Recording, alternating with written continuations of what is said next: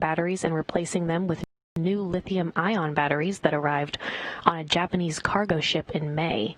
The batteries store electricity for one pair of the station's solar arrays, and the swap will upgrade the station's power supply capability.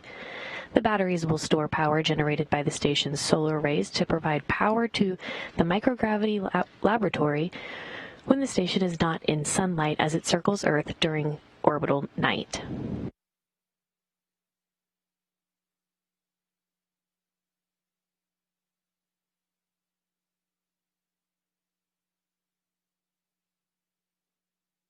The spacewalk today marks the 228th spacewalk in support of International Space Station assembly, maintenance, and upgrades, and the first spacewalk for Expedition 63. This will be the 7th spacewalk for Station Commander Chris Cassidy. His 6 previous spacewalks bring his total time to 31 hours and 14 minutes. The spacewalk today will also be the 7th for NASA astronaut Bob Behnken. His previous 6 spacewalks bring his career total time to 37 hours and 33 minutes.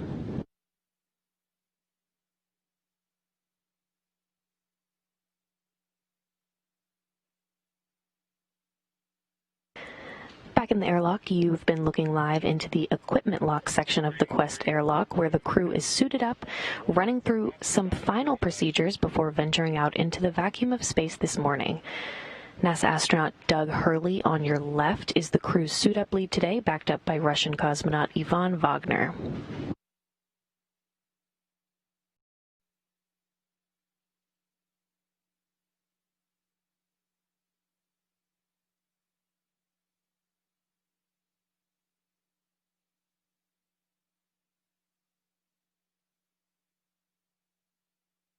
You can see Chris Cassidy on the right of your screen. He is designated as EV1 today, or Extravehicular Crew Member Number 1, wearing the suit bearing the red stripes, which you can see on his legs at the bottom right side of your screen.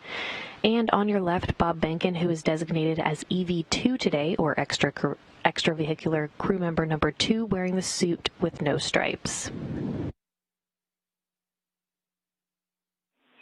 3, 2, 1. Begin exercise. And that's the 10th cycle. This will be our last cycle. The two will be making their way to the far starboard truss of the International Space Station both today and again next Wednesday, July 1st, to replace aging nickel-hydrogen batteries on the first of two power channels for the S6 truss with new lithium-ion batteries and their associated adapter plates. Again, the batteries store power collected from the main solar arrays and distribute it throughout the station.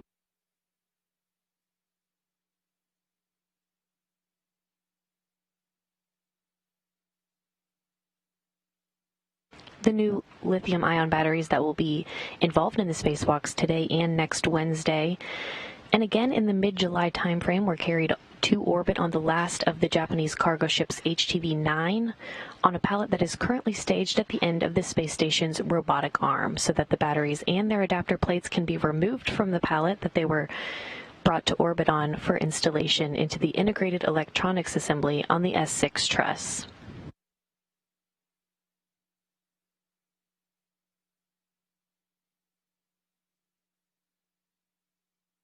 So 9 of the 12 older batteries that will be removed from the S6 truss will be put back on that external pallet for later jettisoning. The remaining 3 will remain on orbit due to space limitations.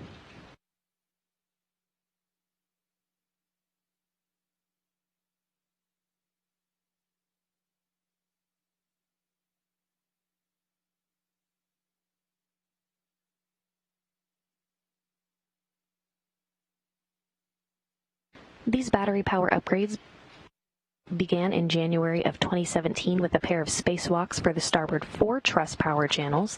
They continued in March of 2019 with a pair of spacewalks for the port 4 truss power channels, and most recently continued in October of last year with 4 spacewalks to upgrade the power channels on the port 6 truss of the station. Again, today the crew is going all the way to the other end of the truss to begin work to finish these power upgrades.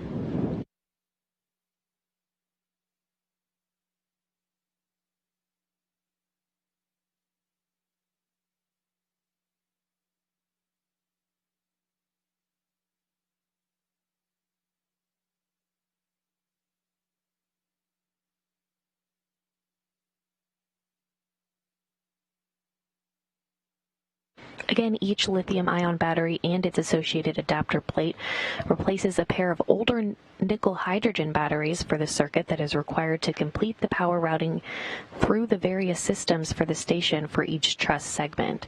So in all, when the work is completed within the next month, 48 older nickel-hydrogen batteries will have been replaced by 24 new lithium-ion batteries.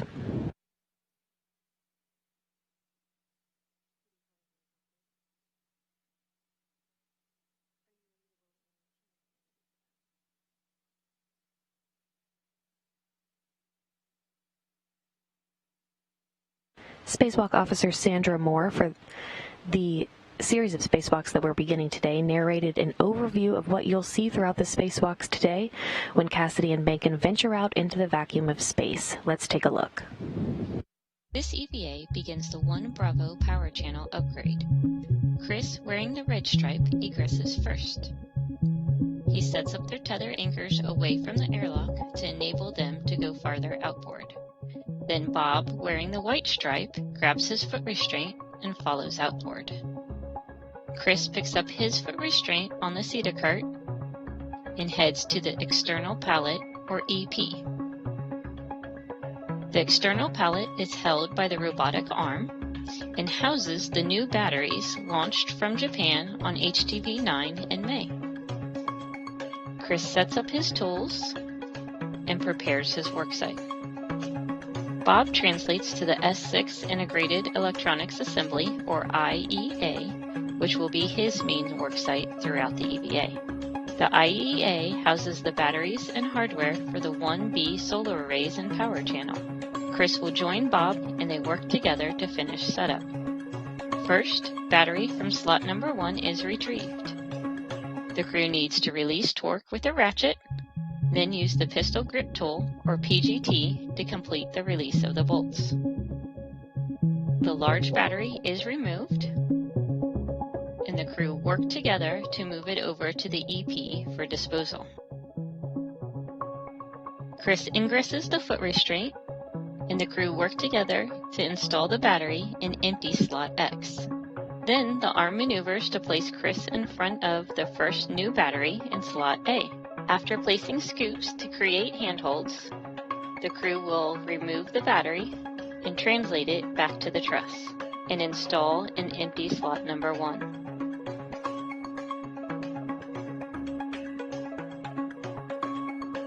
Throughout the EVAs, Bob will need to move his foot restraint to reach each battery. Next, the battery in slot 2 is removed and translated over to the pallet. At the EP, Chris is in a foot restraint and places the battery on his BRT, or body restraint tether. Chris will release the adapter plate launched underneath the battery. Like with the batteries, he has to use the ratchet to release the high torque and then the PGT to fully release the bolt. Chris removes the adapter plate to hand to Bob. Bob translates back to the truss to install the adapter plate and open slot 2. At the same time, Chris is putting the old battery in the slot he had just emptied for disposal. Together on the IEA, they made a cable between the adapter plate and the new battery to complete the circuit. With one of the 3 battery pairs complete, they move to slot 3 to remove the next old battery. This battery will be stowed on the adapter plate in slot 2, where it is no longer needed to function. Bob and Chris return to the pallet to retrieve battery B. They repeat the steps to release the bolts, translate back to the truss, and together install an empty slot number 3. At this point, Bob and Chris begin cleanup on the first of the 2 1 Bravo battery channel EVAs. They also prepare for the next EVA, including moving foot restraints, securing tools and bags where they will be needed. Once the worksite is clean, Chris translates from the end of the S6 truss, pausing to reconfigure their safety tethers on the return to the airlock.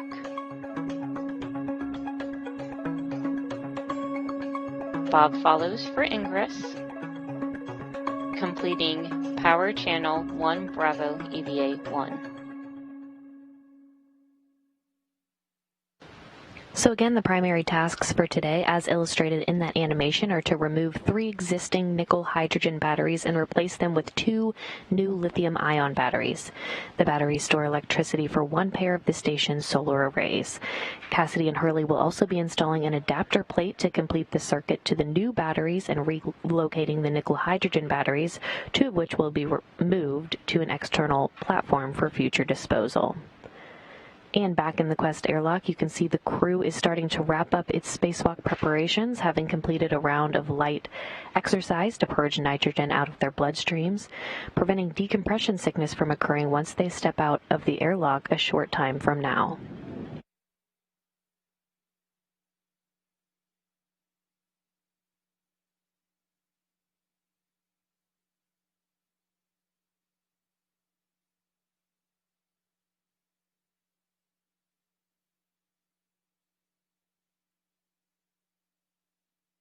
Again, in your view now, on the right is NASA astronaut Doug Hurley, and he's the crew's suit-up lead for today, backed up by Russian cosmonaut Ivan Wagner, who is in the left field of view.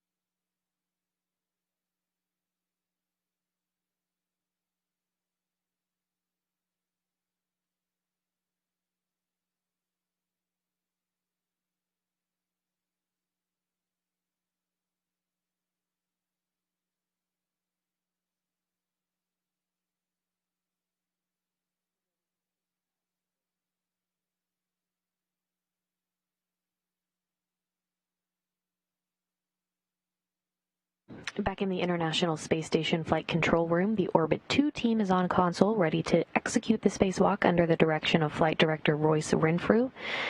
To his right at the Capcom console is the ground IV for today's spacewalk, Jasmine McBelly, who essentially serves as a spacewalk communicator, talking directly to the 2 spacewalkers from start to finish of the spacewalk today, helping them choreograph the tasks and procedures. And to her right is Capcom, or capsule communicator, David St. Jacques of the Canadian Space Agency. You'll hear him communicating with the crew all the way through depressurization this morning.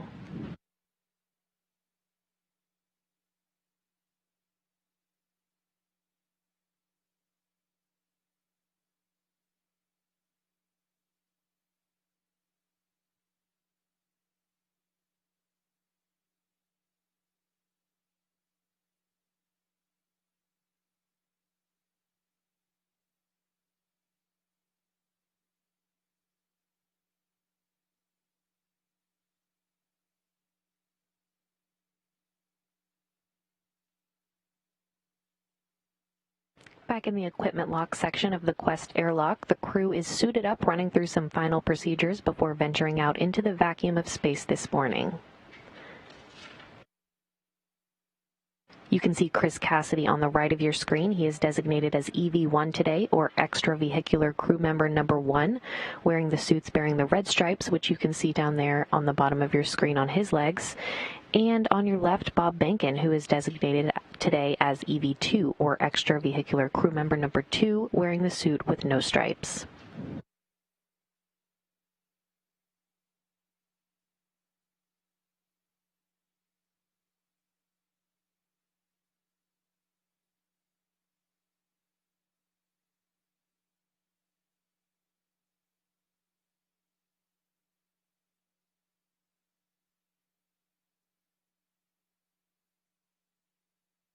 Airlock, we're pausing the in-suit pre-breathe clock at GMT 10:17.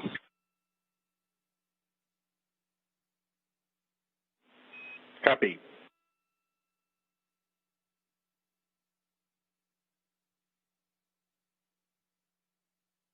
And you just heard the voice of NASA astronaut Doug Hurley. Again, he's the crew's suit-up lead for today. He's in the middle of your screen now, backed up by Russian cosmonaut Ivan Wagner toward the bottom left side of your screen.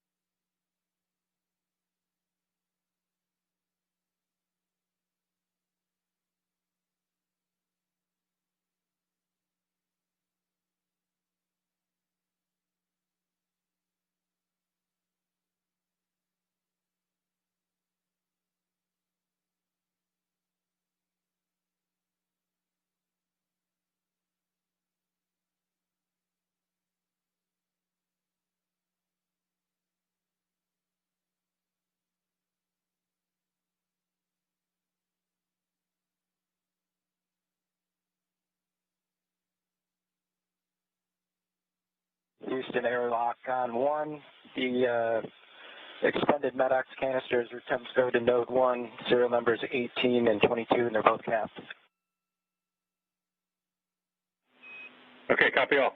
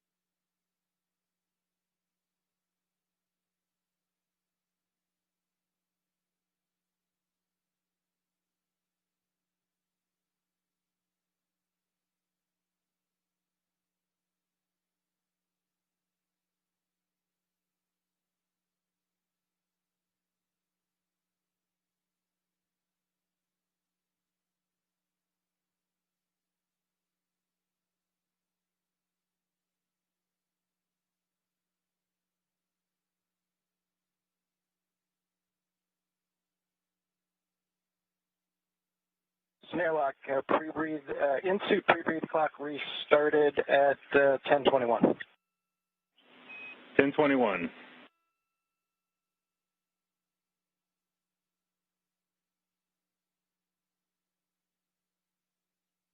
Hey, gents, next is the manual leak check, so check your suit pressure status, please.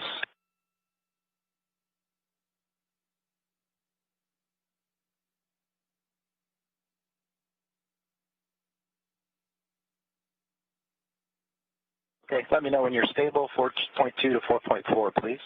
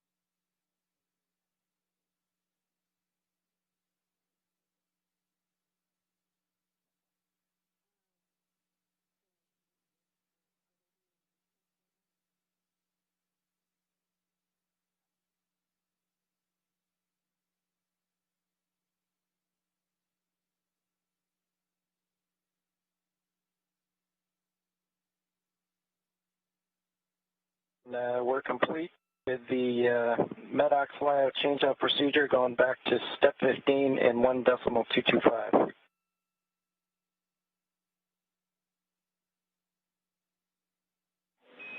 Okay, copy and concur. We'll see you back in 1.225.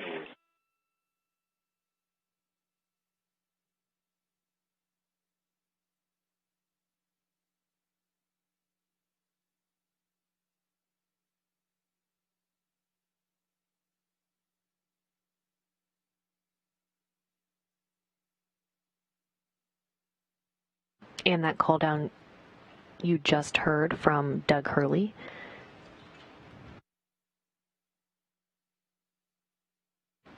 And a response from Capcom or Capsule Communicator David St. Jacques. Again, you'll hear him communicating with the crew all the way through depressurization this morning.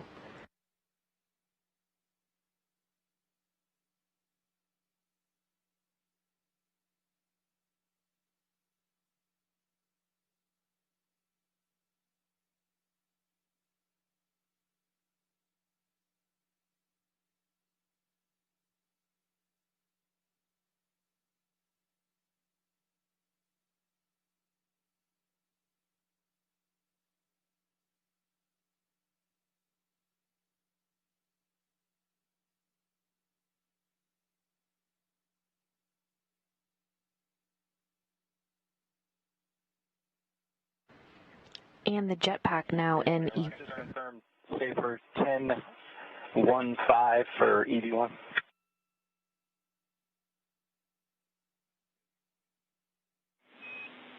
Yeah, it's affirmative. 1015 for EV1.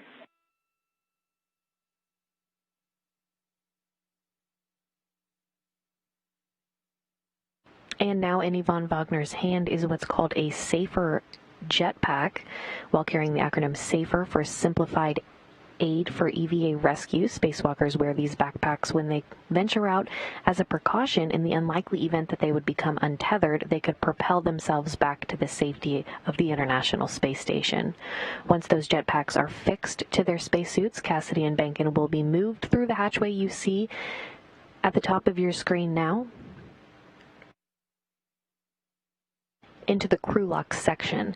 The hatch will then be closed behind them, and the final preparations for depressurization of the crew lock will begin from 14.7 pounds per square inch all the way down to vacuum, which will be the final step before the crew conducts final communications and suit checks with the flight control team here in Houston.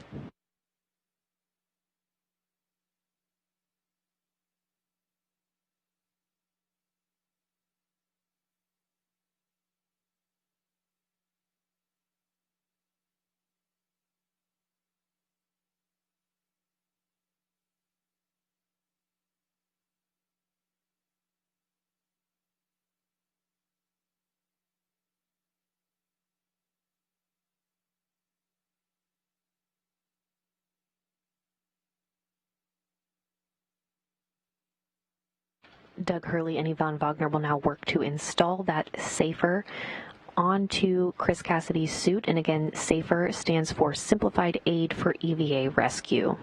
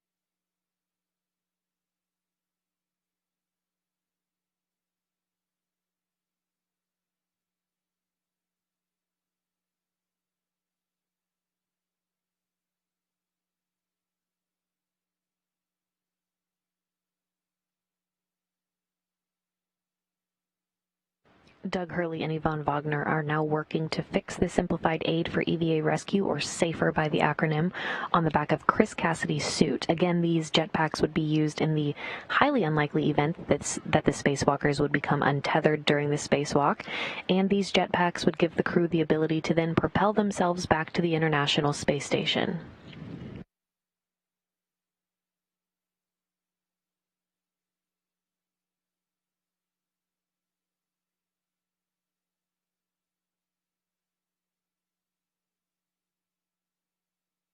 And these space suits, the Extravehicular Mobility Units, or EMUs, are the suits you see Cassidy and Bankett in now. These suits essentially serve as an independent life support system, providing environmental protection, mobility, and communications for the crew members during their spacewalk.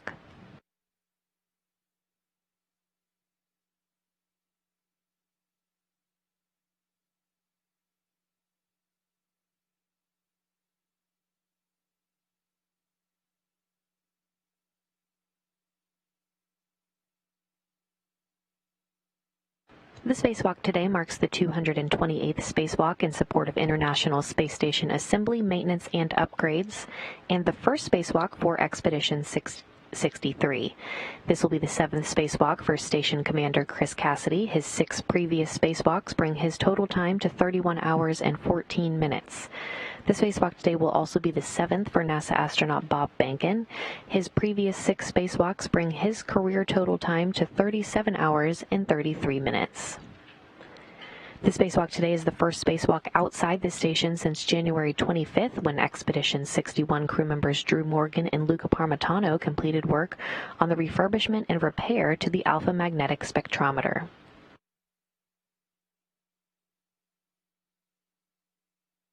The primary tasks for these spacewalkers today are to remove 3 existing nickel-hydrogen batteries and replace them with 2 new lithium-ion batteries. The batteries store electricity for 1 pair of the station's solar arrays.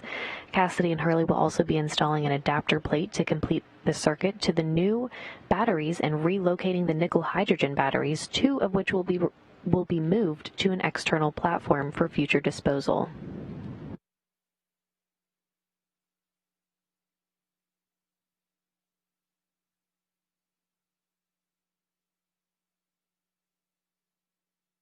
Again, you're looking live into the equipment lock section of the Quest airlock, where the crew is suited up, running through these final procedures, getting their safer jetpacks installed before they venture out into the vacuum of space.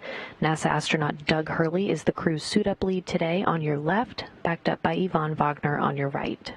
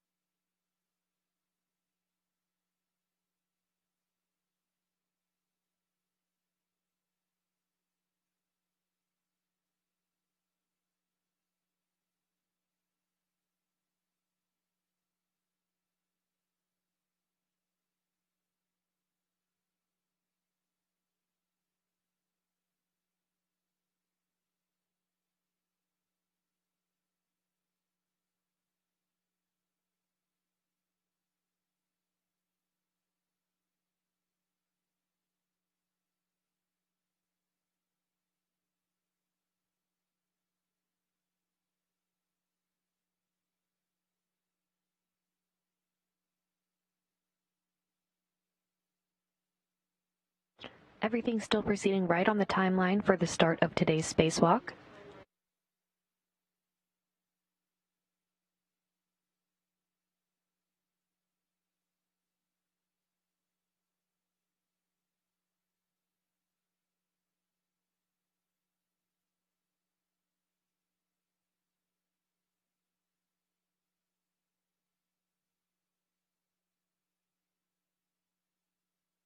Doug Hurley and Yvonne Wagner now working to install Bob Behnken's safer jetpack on the back of his suit.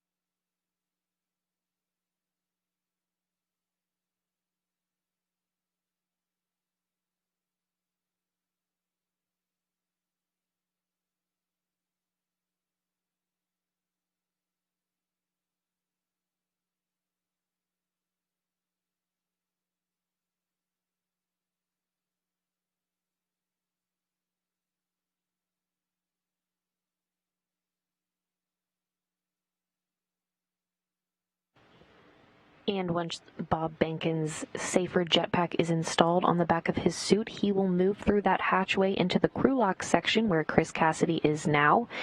And then depressurization will be done in a two-stage fashion.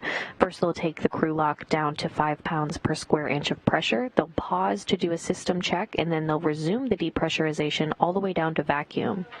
Once it reaches vacuum, the two spacewalkers, Chris Cassidy and Bob Behnken, will conduct suit checks and communications checks with Mission Control Houston before they place their suits on internal battery power, which will mark the official start of today's spacewalk.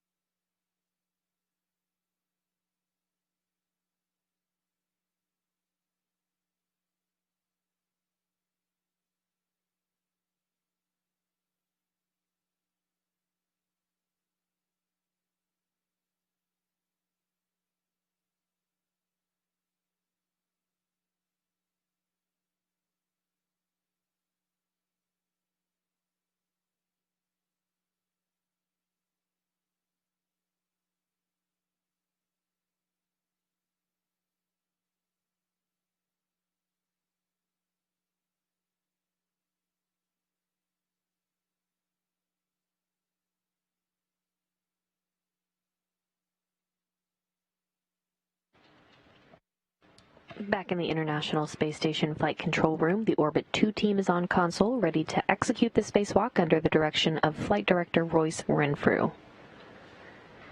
To his right at the Capcom console is the ground IV for today's spacewalk, Jasmine Mabelli, who serves as a spacewalk communicator, talking directly to the two spacewalkers from start to finish of the spacewalk today, helping them choreograph the tasks and procedures.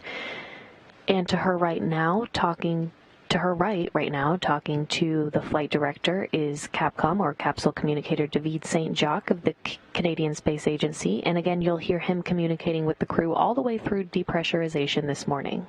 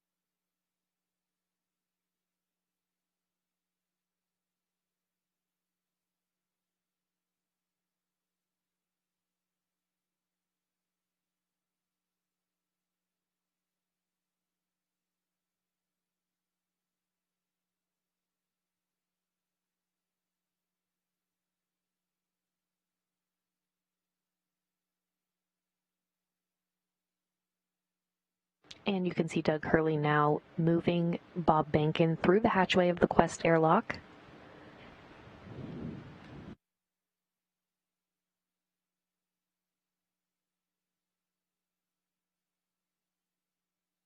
With Cassidy and Behnken completely through the hatchway now, into the crew lock section of the Quest airlock, the hatch will be closed.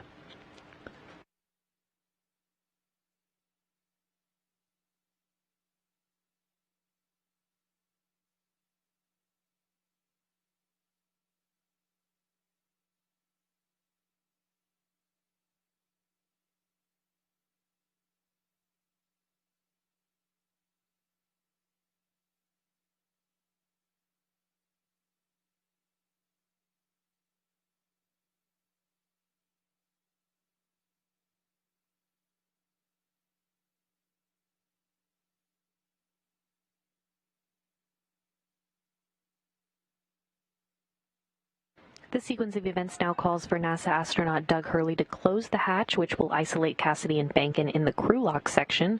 Once the crew gets that go from teams here in Mission Control Houston, there will be a period of depressurization of the crew lock from its current 14.7 pounds per square inch all the way down to vacuum. The final communications between Mission Control and final checks of the spacewalkers' suits will be conducted, and the crew will then be given the go to place their suits on internal battery power, which will mark the official start of today's spacewalk.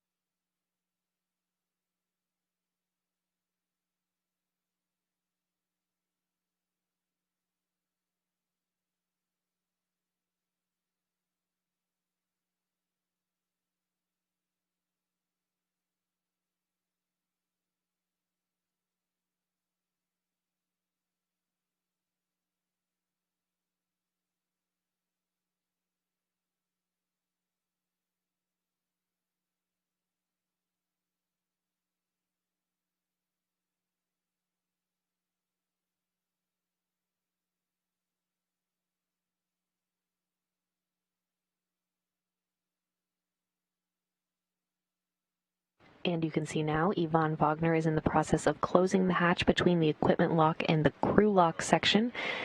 Cassidy and Behnken will now be isolated before their final minutes of preparations before they begin the 228th spacewalk in support of International Space Station assembly and maintenance.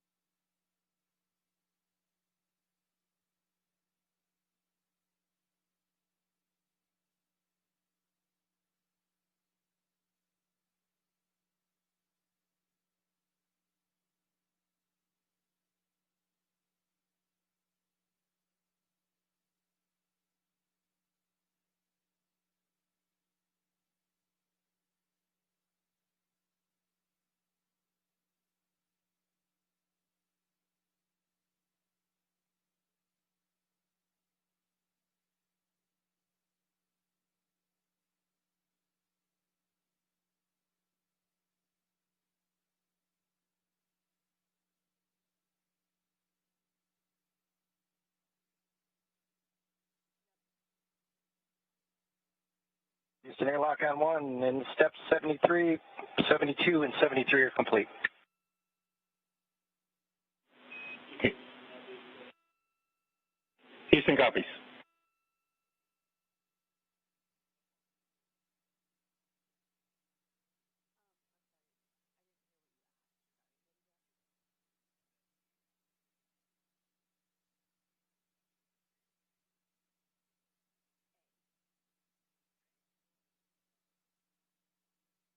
And Houston, you guys have got steps 74 through 76. Concur?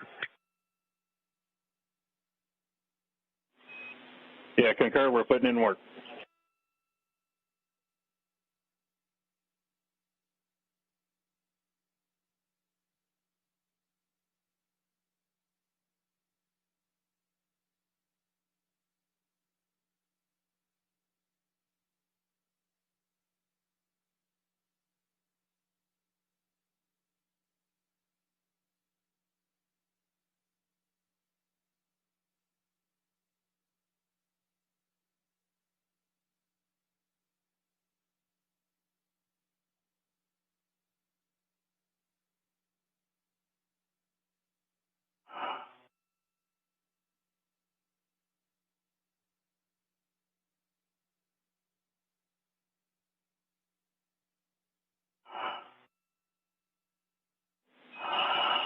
Okay.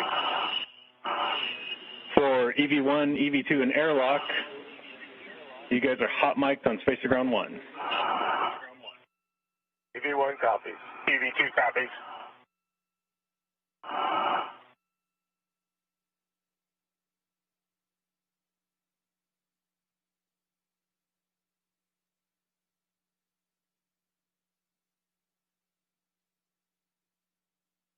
Okay, Bob, on the UIA, check the switch depress pump power to off. Okay, the depress pump power is off. Check the depress pump enable LED on. It's on. Houston, your go in step 80.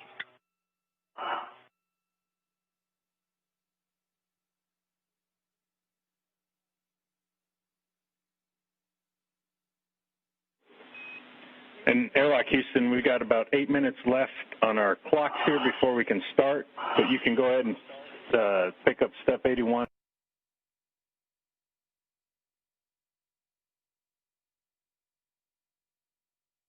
Copy, 8 minutes.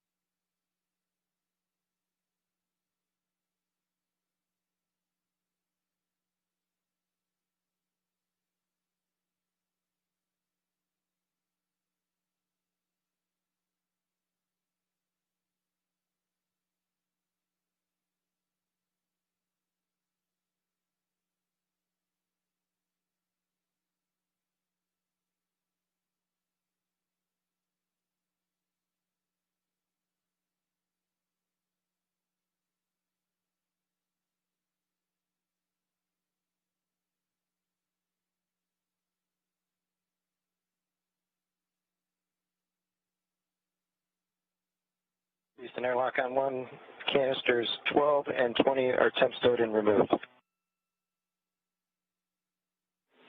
Okay, copy that. Good numbers.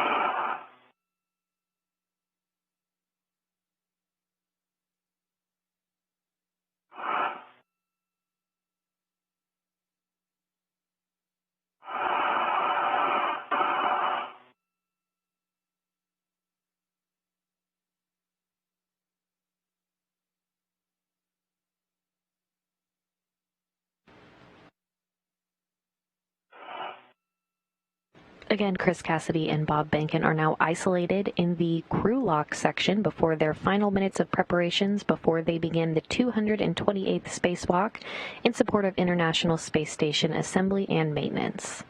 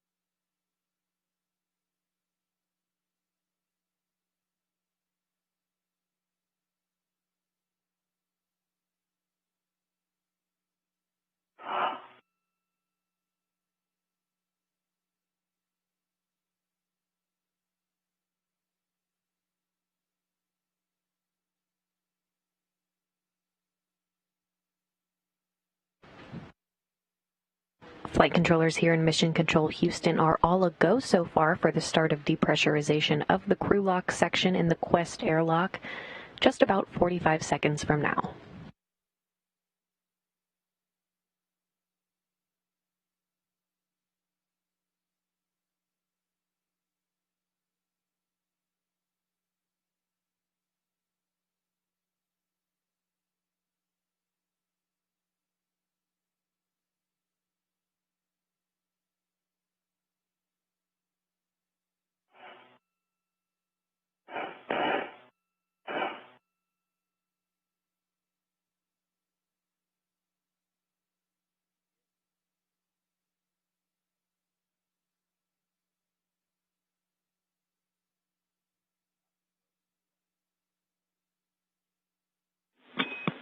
Airlock Houston on Space to Ground 1.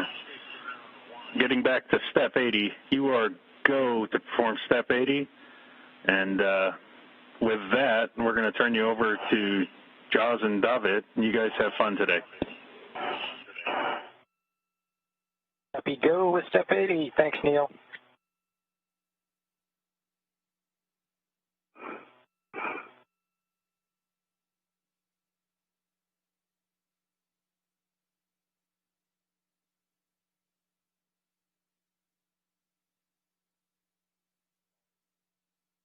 Okay, Bob, we're ready with the crew lock depress.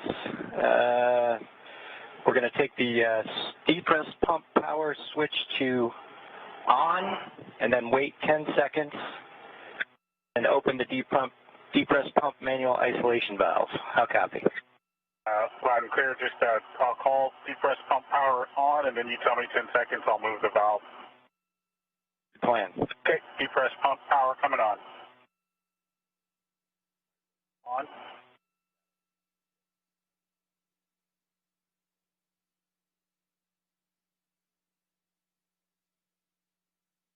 There's 10 seconds. Depress pump manual ISO to open. Expect an alert tone and monitor your suit gauge less than 5.5 psi.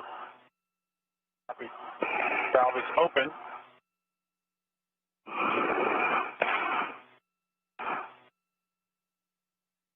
My seat pressure is rising as expected.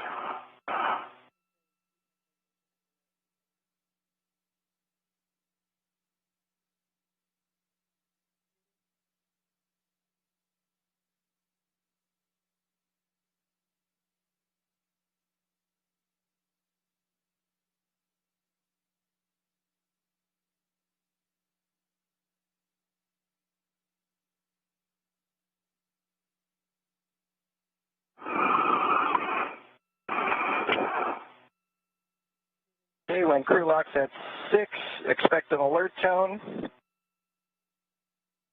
Copy. Copy.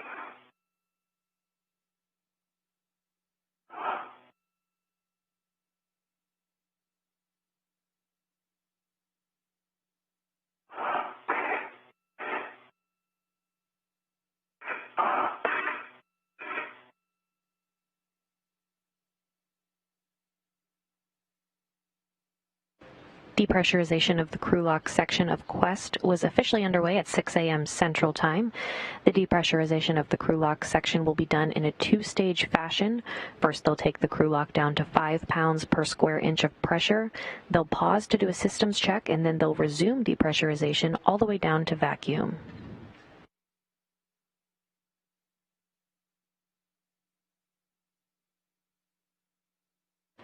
Once it reaches vacuum, the two spacewalkers will conduct suit checks, communications checks with Mission Control here in Houston before they place their suits on internal battery power to officially mark the start of today's spacewalk.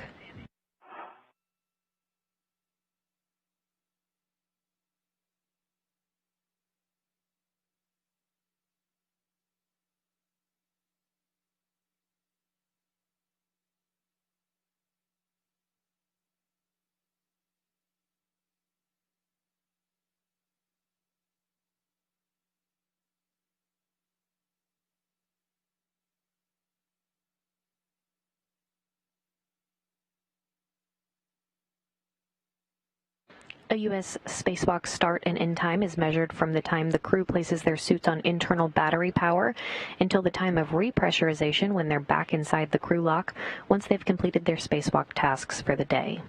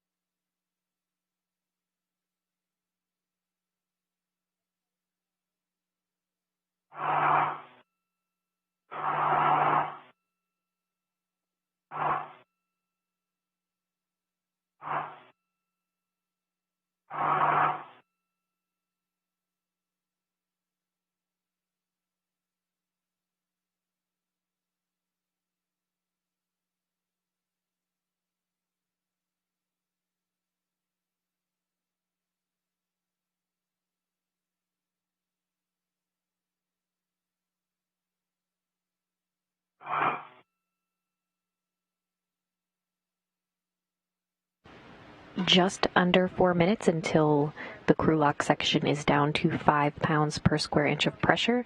Again, they'll pause to do a systems check, and then they'll resume depressurization all the way down to vacuum.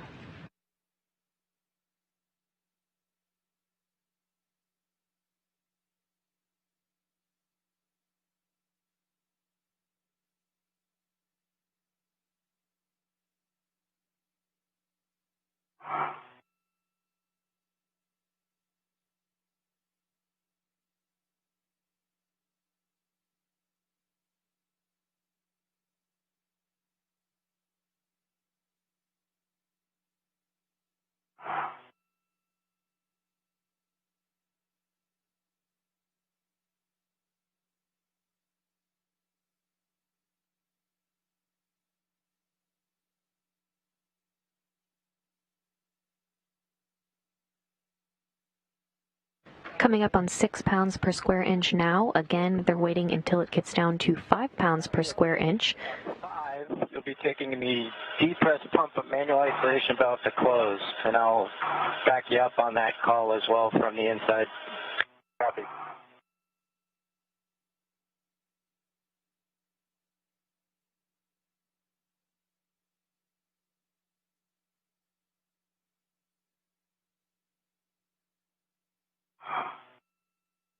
There's my tone at 6, as expected, a little behind, behind you. 0.3 like it was before. Yep.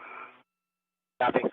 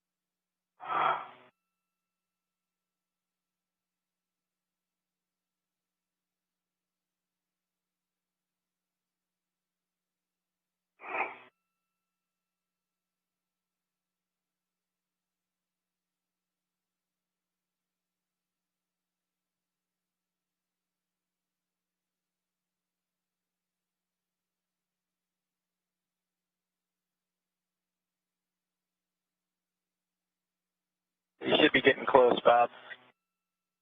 If I'm showing 5.1, 5.0. Okay, we heard the valve. Okay, on both of your DCMs, move your status until you get leak check displayed. Check display.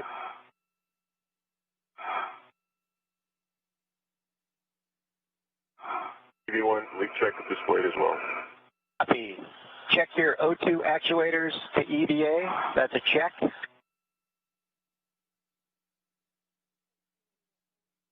I think we got to get in the leak check. Yeah, follow the instructions. Oh, yeah, my bad. Sorry about that. So we want the long yes now. Long yes. Hold for 2 seconds. Less than a minute. V2 as well.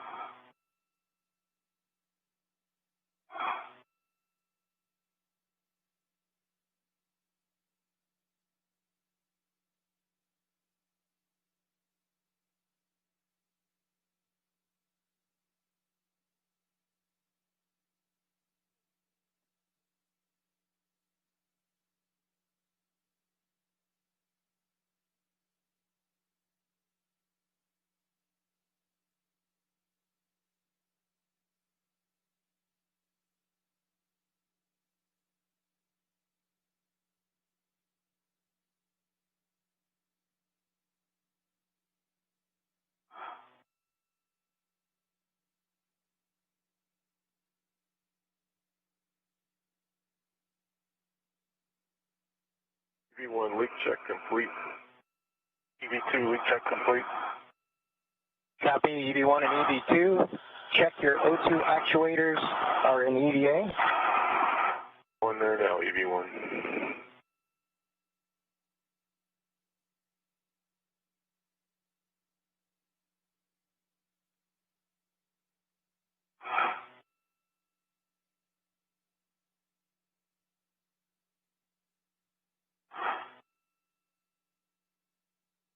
V1. O2 actuator and EVA. EV1.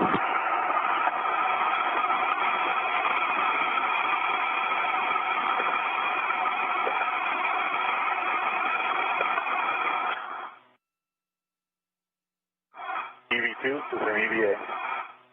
Copy EV2 and EVA. Okay, next step for you, Bob. Depress pump manual ISO valve to open. Expect an alert tone. Depress pump manual isolation valve coming open.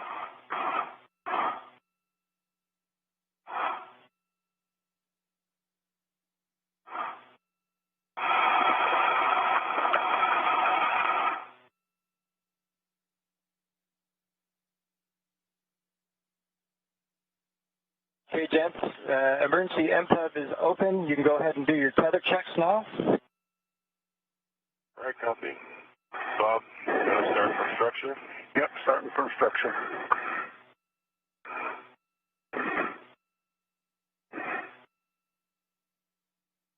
Okay, I've got the airlock waist tether closed and locked on the airlock D-ring extender. That large hook from the airlock waist tether is closed and locked onto my left waist tether. Hook on my left waist tether, the large one is closed and locked, and the small one is closed and locked on my D-ring extender on my left side.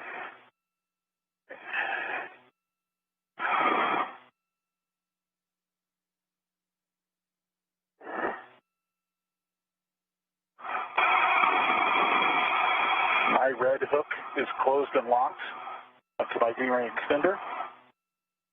Green hook is attached to the red reel. Yellow hook is closed and locked onto the green reel. And then I see that hook on that green reel is closed and locked onto your red hook. Okay? And both reels are verified unlocked. Copy that. Picking up your hook that you just confirmed. It is closed and locked on my red reel. The red reel, my red crew hook is closed and locked on my left D-ring extender. That completes our current load path. Back on my two reels, red Ercom body has a yellow hook, large yellow hook closed and locked on the green Ercom body. The green crew hook is back onto the red reel. It happens to be locked also. And the large white hook on the green reel is temp stowed on my mini workstation. Both of the Ercoms are in the unlocked reel position.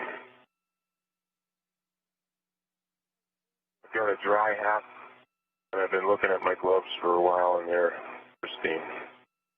I also have a dry hat, and the gloves are pristine. Copy all.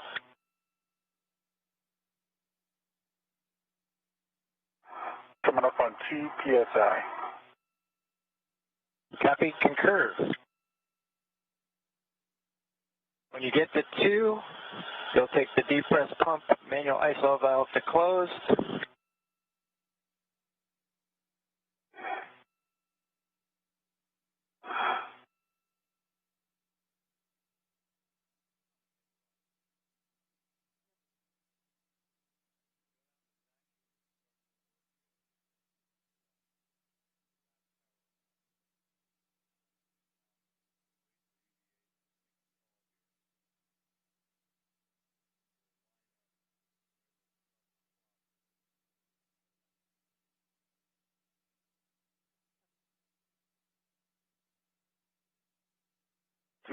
Coming closed.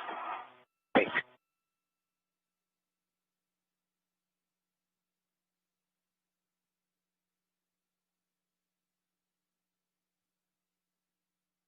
And once you get it closed, take the depress pump power switch on the UIA to off.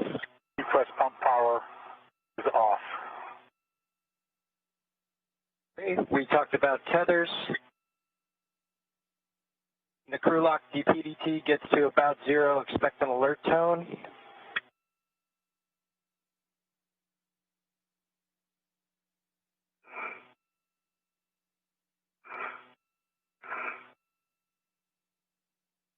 And then when ED hatch delta P is less than 0.5, you can open and stow the ED hatch. Copy all. About just for completeness on my right, E-ring extender.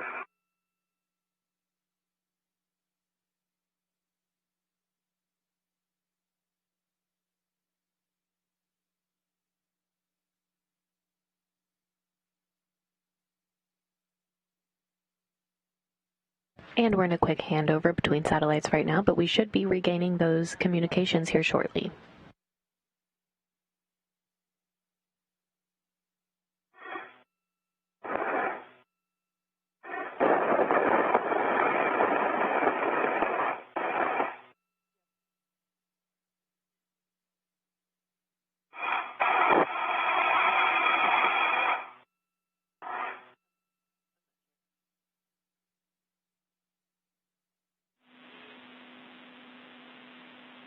Station on one for the airlock, we just had a handover. Can you repeat your last?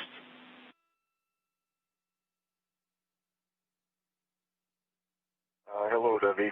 I was just completing the final tether hook check, and that was on my right E-ring extender. I have a closed and locked small hook to my waist tether, and my waist tether big hook is temp stowed on my mini workstation. Okay. Copy all. Good config. Thanks.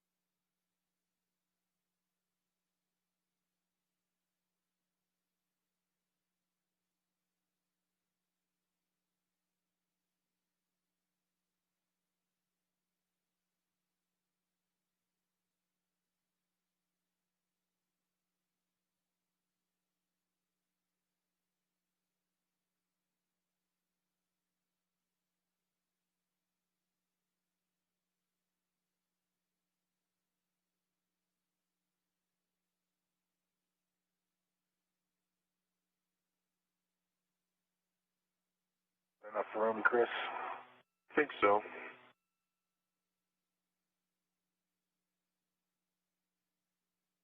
Hatch gauge, hovering right around 1.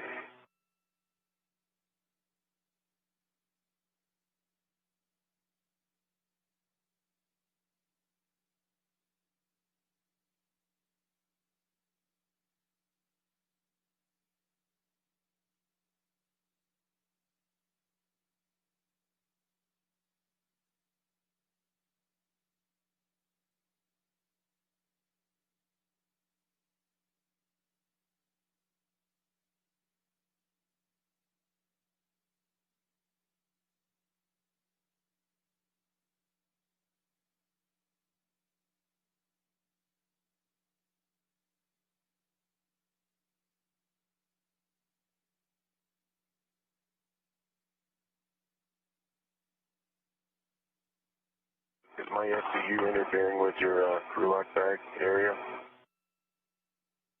That's good. Good. That's why I took the bag before you stowed your, I got it out from underneath the SCU, so I've got access to it. Copy.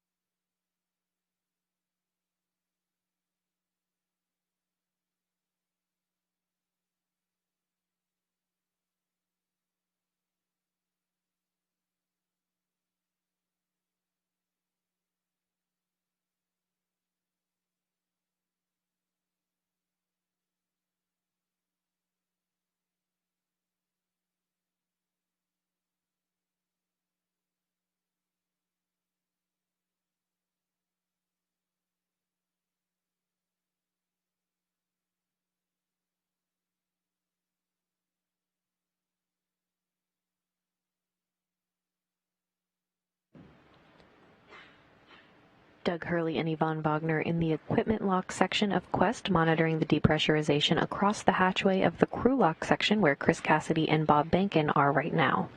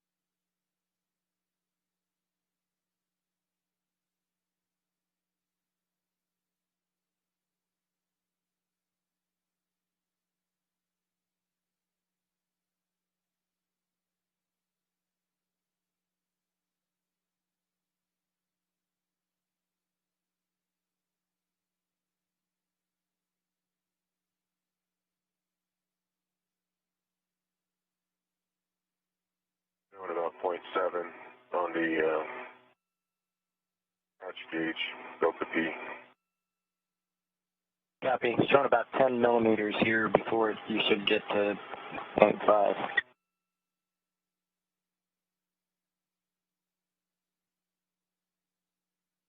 It is slow as you briefed.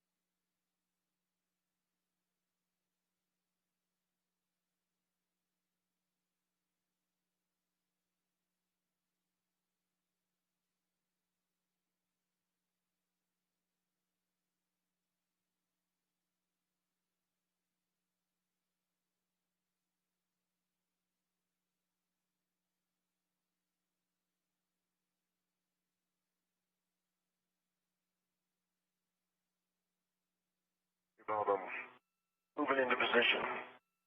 Okay. It looks like about 0.5. A better angle.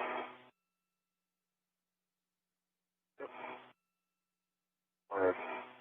Doug, I'm going for the hatch. Copy.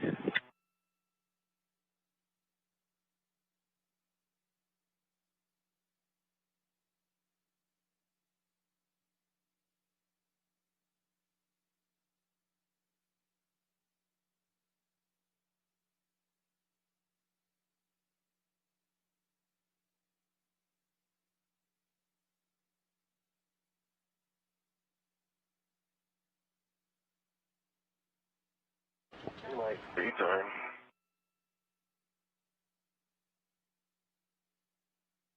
Okay, the emergency MPEP is closed, and with that, Jaws, we're handing it over to you. Good luck, guys. Have fun. Thanks a lot. Thanks, Doug and Yvonne. Thanks for your work getting us set up so well. Got us right on timeline. We appreciate it. Chris and Bob, good morning. Good morning. Good morning. Okay, with that, we'll step into the post-depress. Staggering your switch throws, switch power to bat. Expect a warning tone.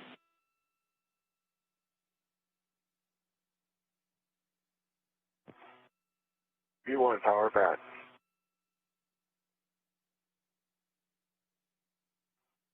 Power bat. Both of you check your display switches are functional.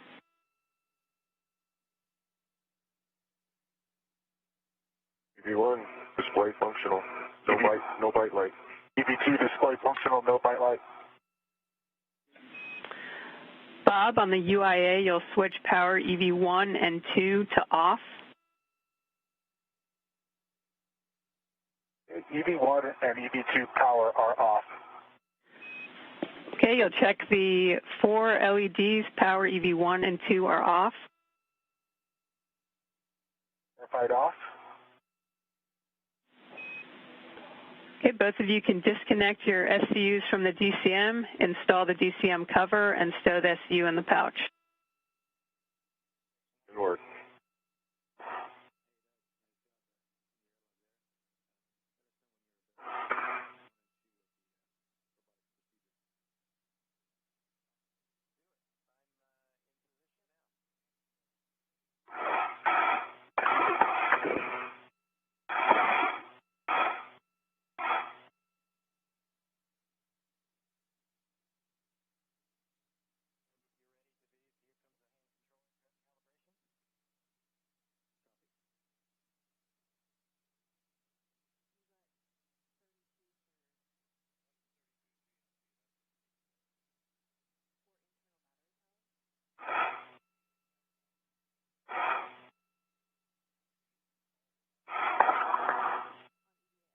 Complete for EV2. EV1 complete as well. Okay, Bob, on the crew lock, check the depress pump man ISO valve is closed. Depress pump man ISO valve is closed. Both of you can take your temperature control valves to max hot.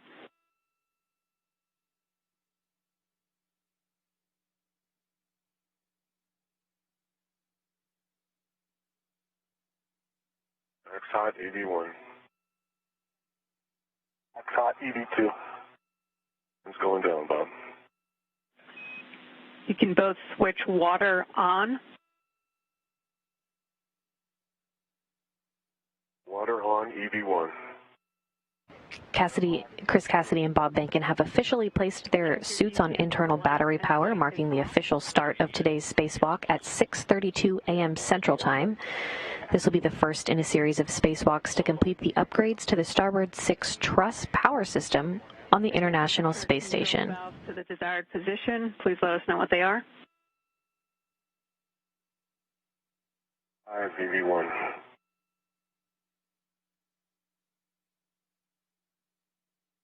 And EV2 set to 5 as well. Copy. Check your suit pressure gauges and report. 4.3 EV1.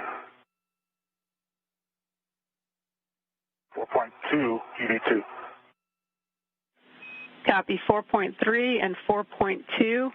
You can set your visors as required. It's just the beginning of a night pass now. Good night.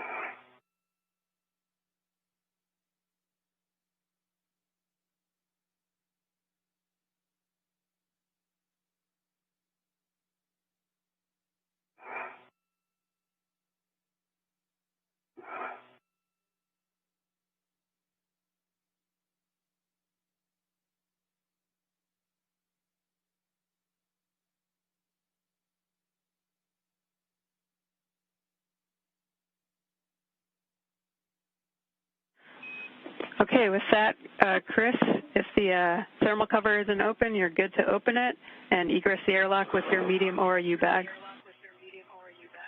Thermal cover is open.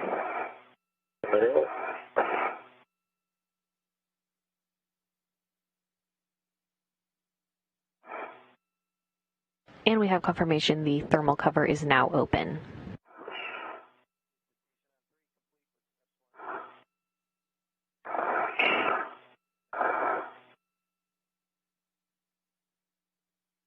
Everybody else good?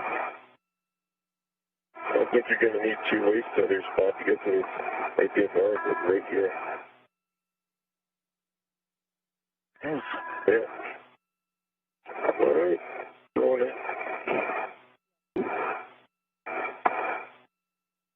Going around. And you can see on the right side of your screen, Chris Cassidy is now coming outside the hatch. Your wrist there. Yeah, how's that happen? Cassidy will be the first out of the hatch this morning, followed by Bob Bankin. Again, Cassidy as EV1 in the suit bearing the red stripes, and Bankin EV2 in the suit bearing no stripes. Once the crew gets outside to their respective work sites, we'll begin getting helmet camera views. Another way to distinguish the spacewalkers will be through those helmet camera numbers. Cassidy will have helmet camera number 18, and Bankin will have helmet camera number 20. Did you catch if it was starboard or port? Or sorry, was it your left or right wrist mirror? Here's my left wrist mirror. And straight station leader. Copy, left wrist mirror, station nadir. All right, Bob, moving out. Manual isolation valve is down, and my zipper deploy handle is down.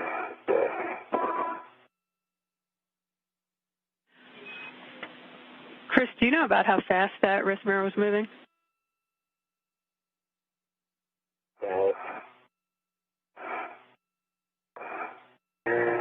Maybe a foot per second. Copy, 1 foot per second. Okay, Chris, and we didn't copy all your self-checks. If you can just get us those. Green light is on. Which one are you missing?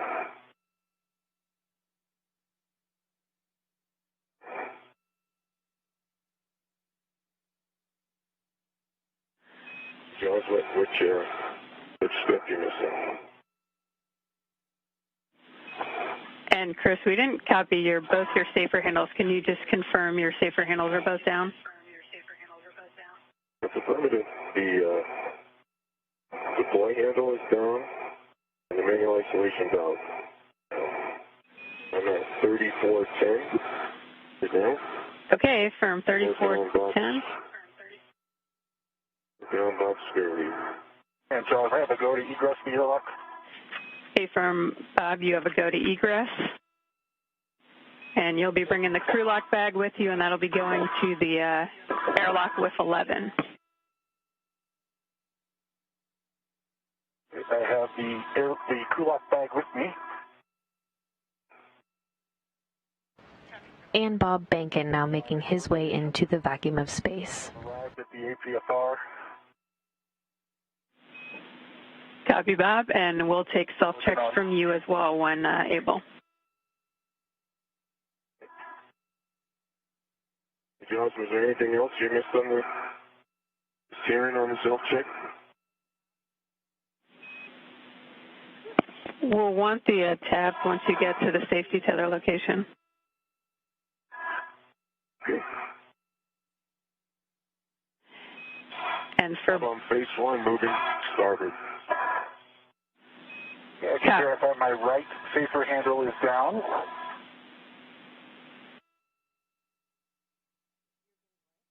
And my left safer handle is down.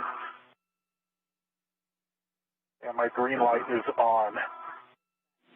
Need any of my tether configuration, Jaws? We'll take your tabs. We don't need tethers.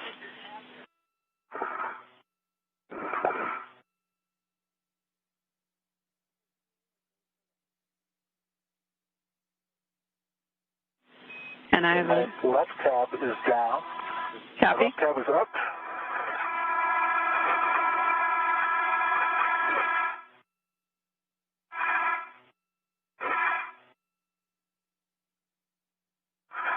And my right tab. As Chris Cassidy was exiting the airlock, his wrist mirror floated away, and there's no risk to the crew. They're still proceeding with procedures.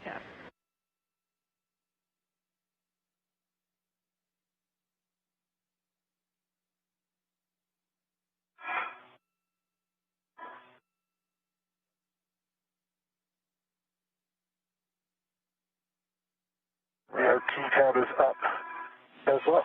Copy. Good check, Bob. The first seat occurred. Copy. And I have a caution for both of you. Avoid contact with deployed TUS cable, Zenith and Nadir cedar rails. How copy? Copy EV1. Copy EV2. Okay, Bob, you'll be bundling the crew lock bag to that APFR and airlock with 11.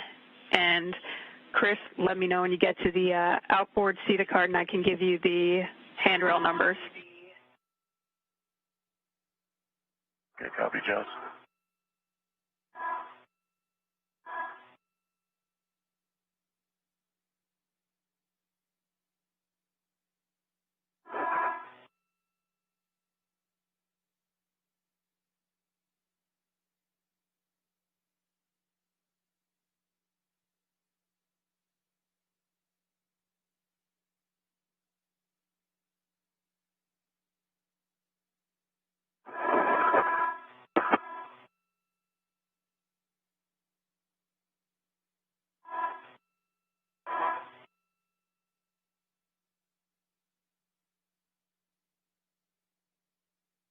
Okay, I'm underneath the outboard cart. I'm looking at 3061 as a handrail.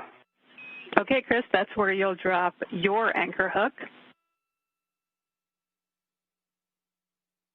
My anchor hook is closed. Slider is in the lock position, double checking. Reels are unlocked. Copy, good config. 3V1. And just beside that, you'll see handrail 3060. You'll attach Bob's anchor hook there. Copy all.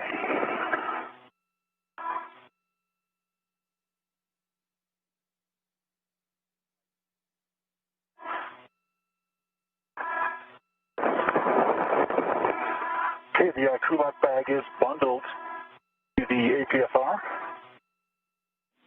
Copy that, Bob. You'll retrieve the bundle with the APFR. You'll leave the whiff extender there.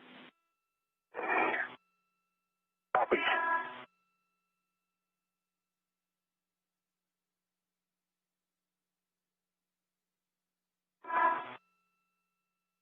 I'm tethered Bob's hook. Breaking packs up.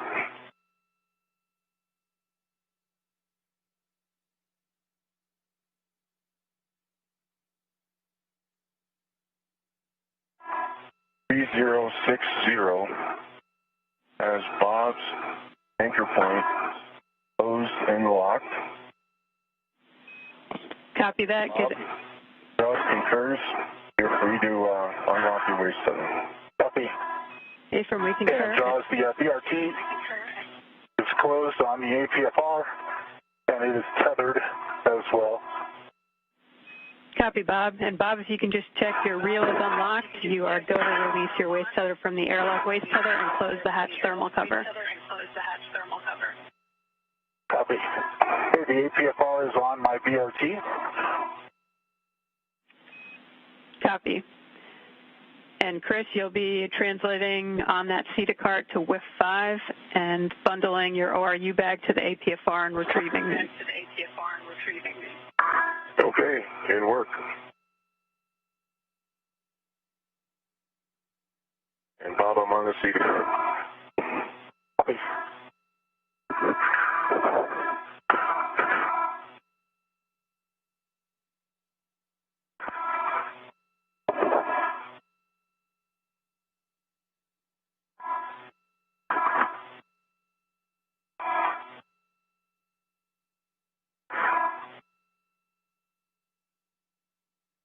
Wheels are verified unlocked, Jaws. Copy, Bob.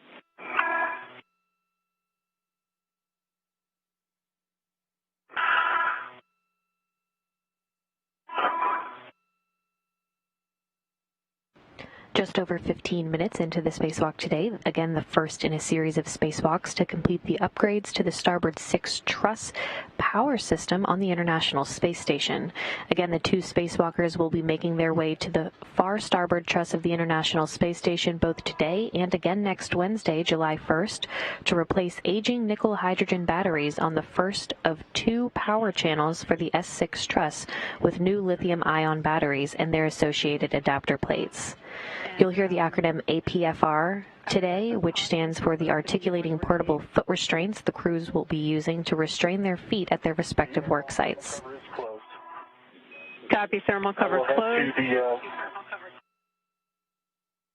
We'll head to the CETA spur. Okay, Bob, copy that. As you get to the top of the CETA spur, you'll release your Richmond fair lead.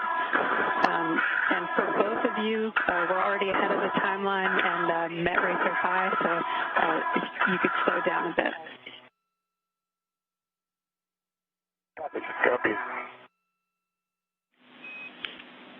Okay, and for that caution, avoid contact with deployed radiators. How copy? V1 copies. BV2 copies.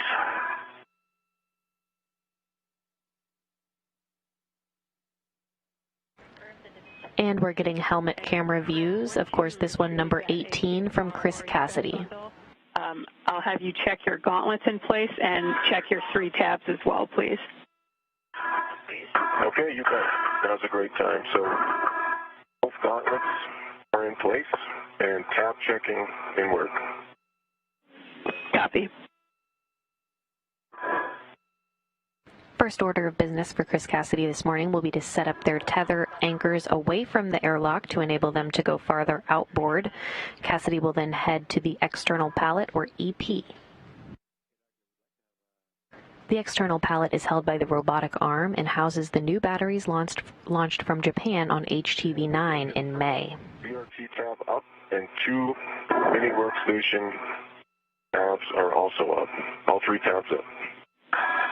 Copy, Chris. Good config. With that, you can translate to handrail 2004 just past S6 when you get to S6. 2004, copy that. Another acronym you'll hear throughout the day is BRT, which stands for Body Restraint Tether.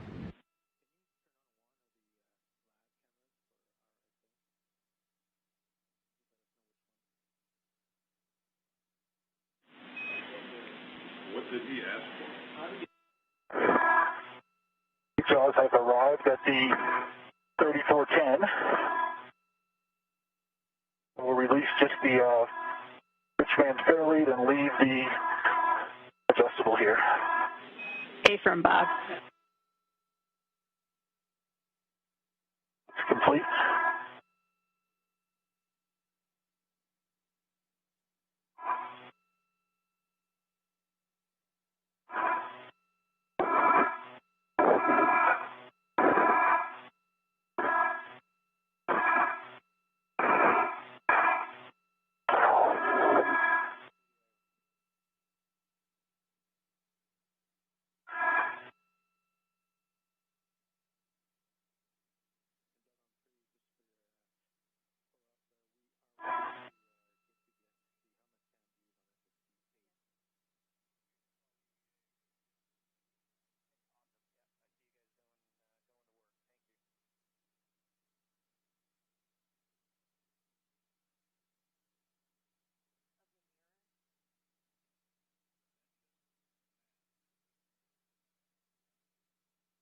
I've reached the forward face of S0.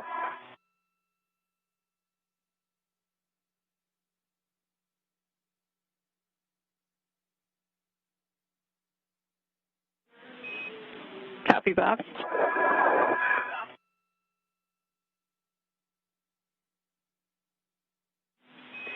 And Bob, you'll be heading all the way outboard on S6, and as you approach the Sarge, if I can just get a check for gauntlets in place.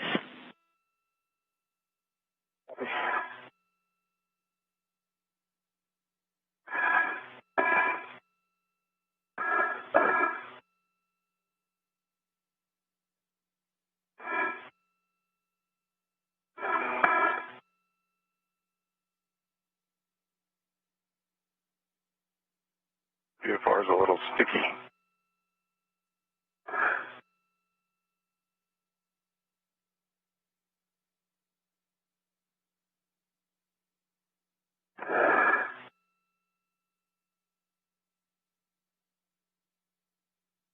As I got the APFR out, but just as a note, it was release mechanism was a little. Copy that, Chris.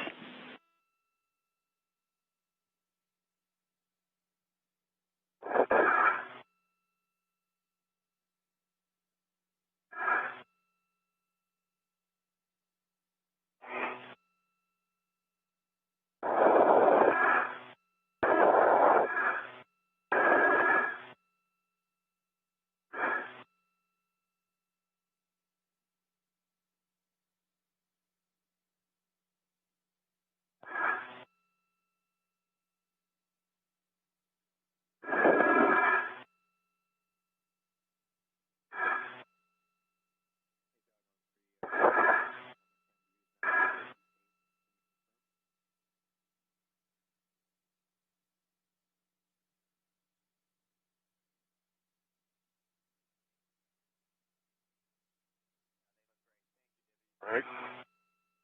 Moving out from Cedar Cart and heading outward. Where are you at? I am at the Cedar Cart. Copy that.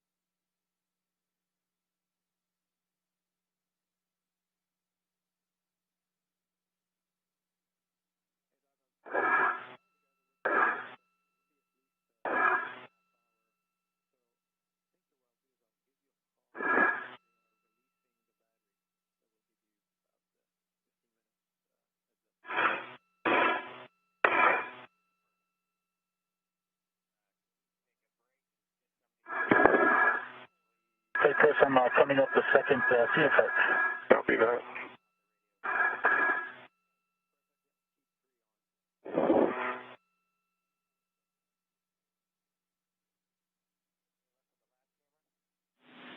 And Chris, reminder for you, you're going to handrail 2004 for your green hook, and Bob will take a gauntlet check prior to crossing the Sarge.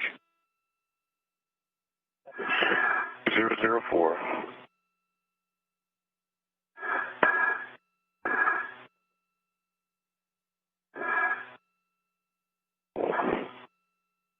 Both of my gauntlets are up, covering my arms. Copy, Bob. I'm at 2004. Okay, Chris, you'll drop your green hook there. We got green hook coming here.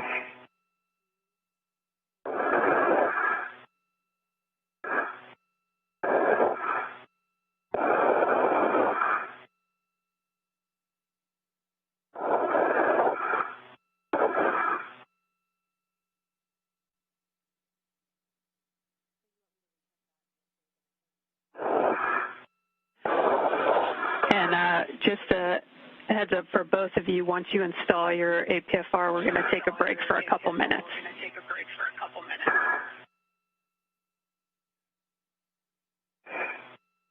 EV2 copies. EV1 copies. Green hook is mode, and it's also locked on 2004. Copy your green hook down at 2004, Chris. You'll be installing the APFR into WIF 4 with a clocking of 6. 4 clocking 6.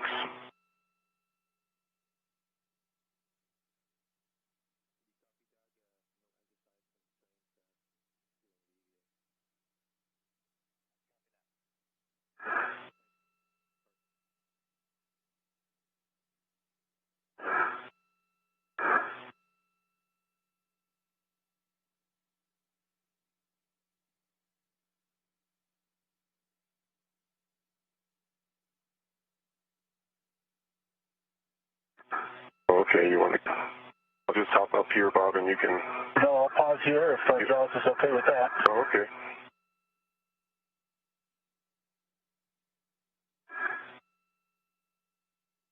Jazz, Bob's right here next to me. I'm going to put this APFR in. Okay, copy.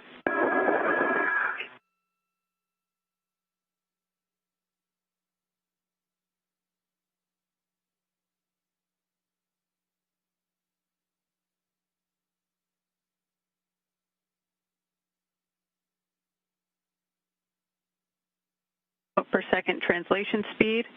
Wait until pallet motion dampens out before imparting any loads. How copy? EV1 copy. EV2 copies. Tom is a little garbled. Me? Have this... Do you hear the same thing, Bob? No, the combo's okay for me. And Chris, are you hearing Bob fine? Is it just me that's garbled? No, it was just you in that last transmission. Now you're fine. Okay, great.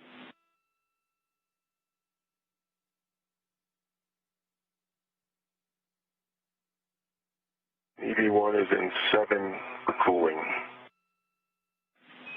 Copy, Chris.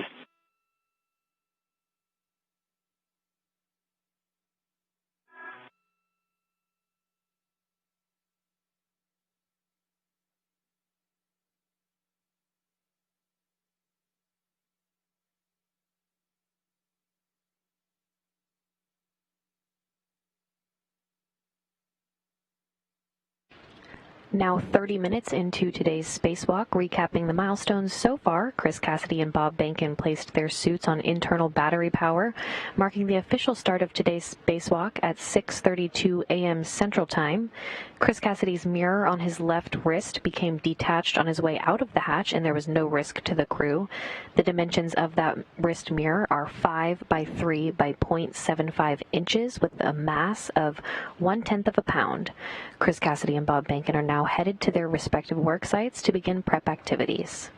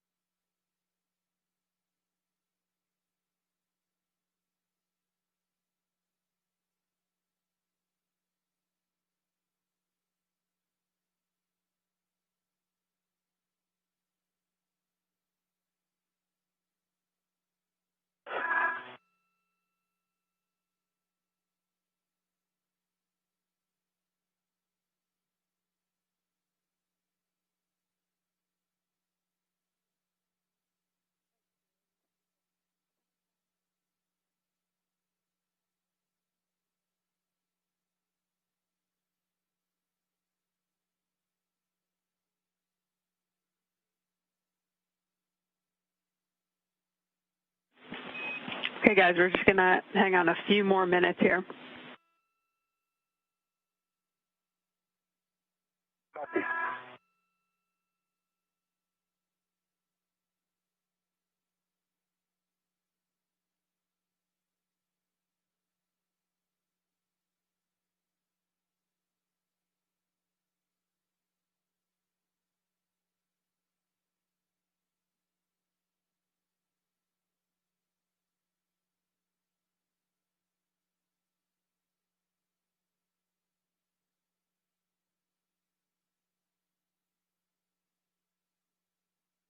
Again, we'll continue to get these helmet camera views. This one now, number 20 from Bob Bankin.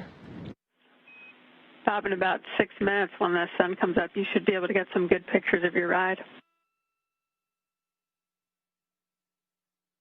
We hope to let the fishnet camera out here.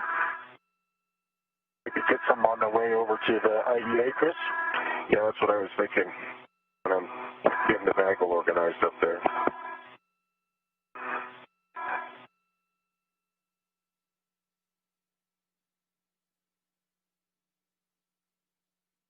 Thanks.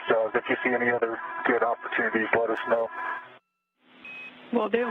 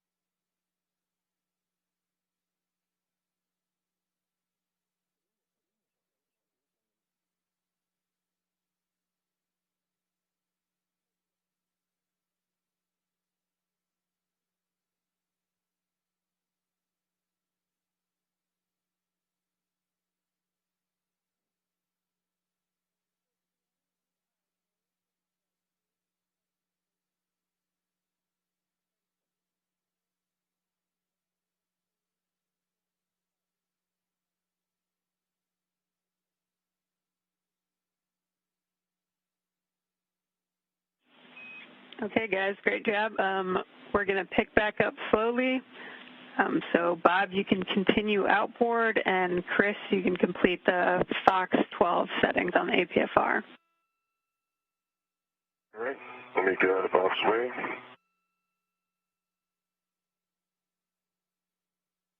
Well, high. One high, Bob, you can go under. Okay.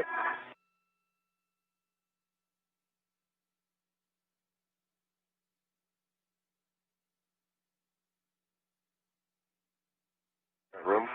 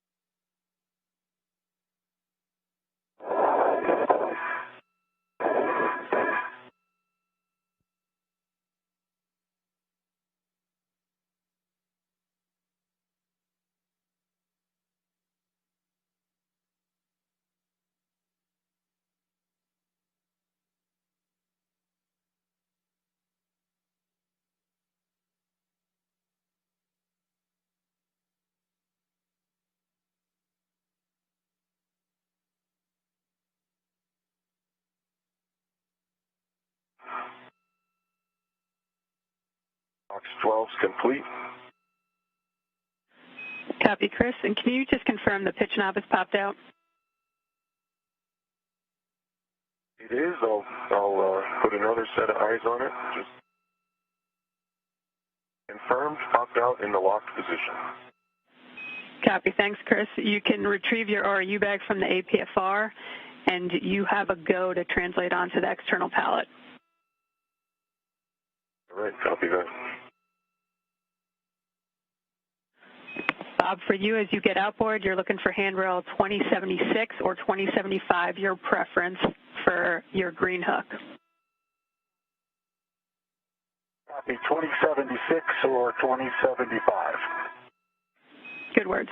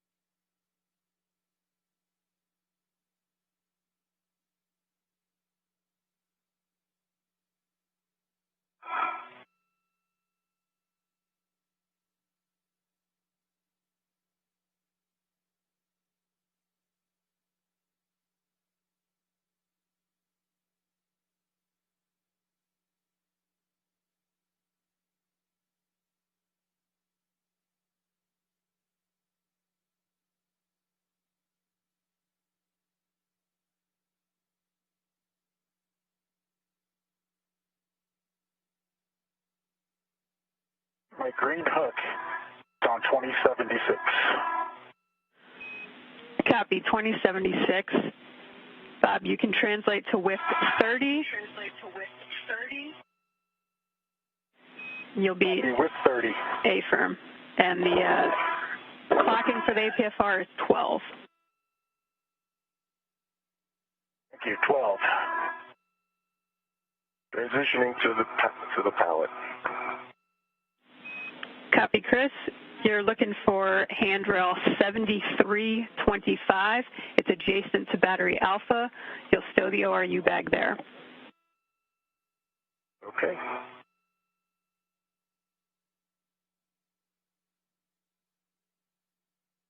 $73.25.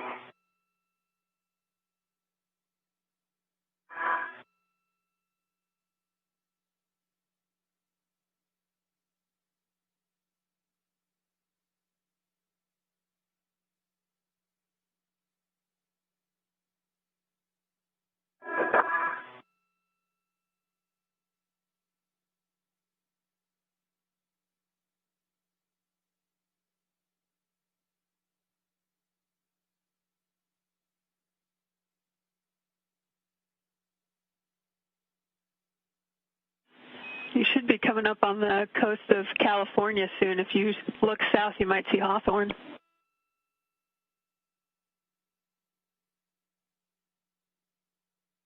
Cool.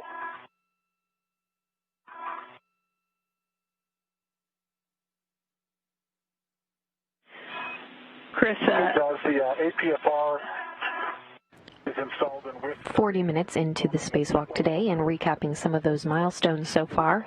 Chris Cassidy and Bob Bankin placed their suits on internal battery power, marking the official start of today's spacewalk at 6:32 a.m. Central Time.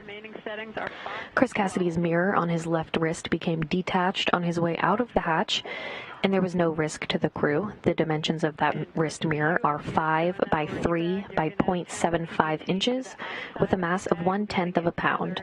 Cassidy will still be able to use the mirror on his right wrist for the duration of the spacewalk today. The primary reason the crew wears mirrors on their wrist is to allow the crew to see switches, actuators, and labeling on the front of the suit that is typically out of their view. Labeling is, of course, written in mirror image because it's intended to be read via the mirror. Chris Cassidy and Bob Bankin are now headed to the work site to begin prep activities. And this view now from Chris Cassidy's helmet camera number 18.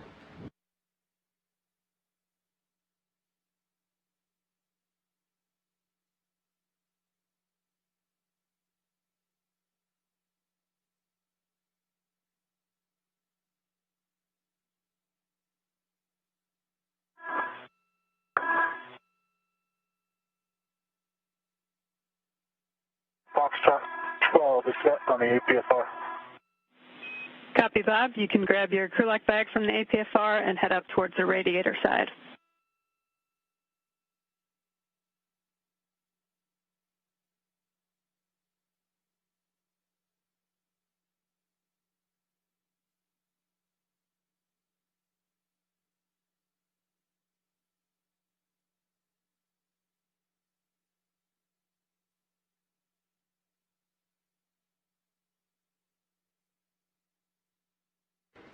The spacewalkers today will be removing existing nickel-hydrogen batteries and replacing them with new lithium-ion batteries that arrived on a Japanese cargo ship last month.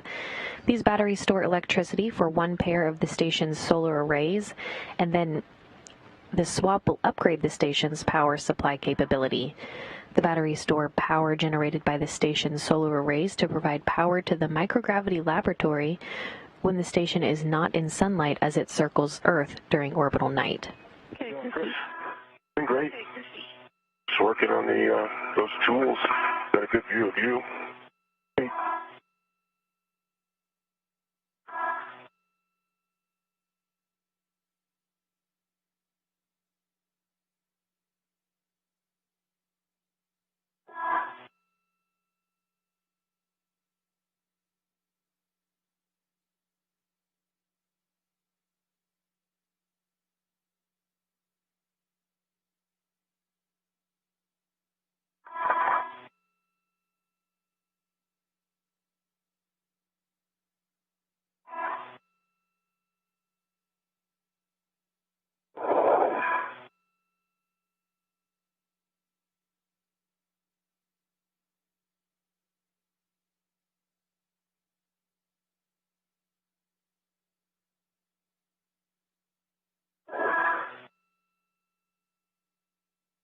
Were you going to say something?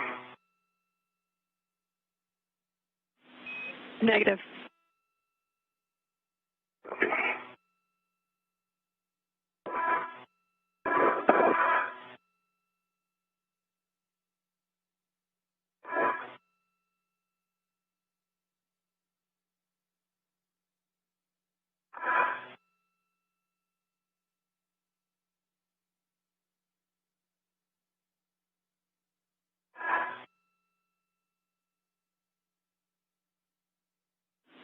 Bob, I see you heading up towards the radiator side. You're looking for handrails 2049 and 2054. Yeah, I've arrived at 2054. Copy. And just a reminder, you want the crew lock bag handrail towards the radiator, and you want to make sure the adjustable equipment tether is inboard of the gap spanner that you're going to deploy on handrail 2054. Okay.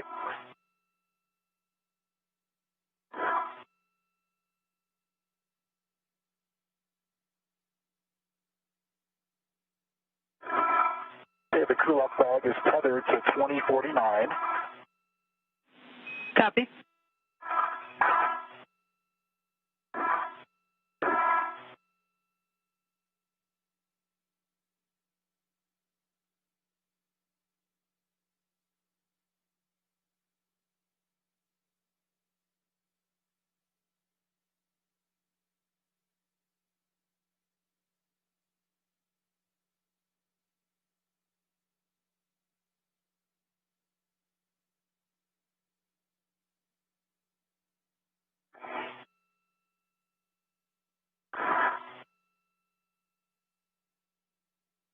Okay, Jaws, I don't know if you can see my WBS or not.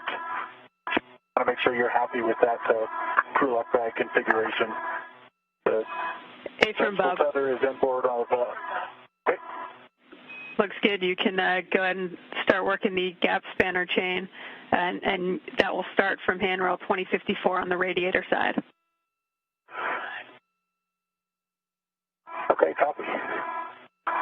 And just a reminder as you do this to make sure you don't trap your safety tether. Thank you.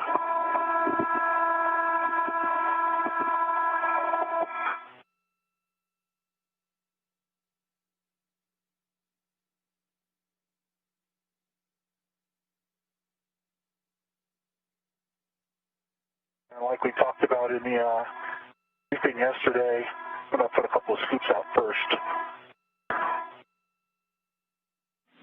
Copy. Sounds good.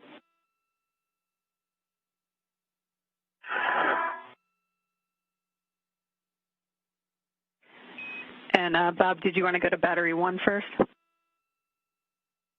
like to go to battery 3 first. Okay, copy. Let me know when you're ready for the clockings. Okay, H2 on battery 3. will be 9 o'clock, so straight down. Okay. Hey, Josh, I have camera, GoPro, trash bag on me, EGT, and also the ratchet wrench are attended outside. Okay, Chris, you can head back to the IAA to help with the scoops and gap spanners. Roger that. In work. The scoop is installed on H2 at 9 o'clock with the doghouse on the top, which is the handle straight down. Okay, Bob, and for H1 on battery 3, it'll be going to the 10 o'clock, so down and slightly to the left. Copy.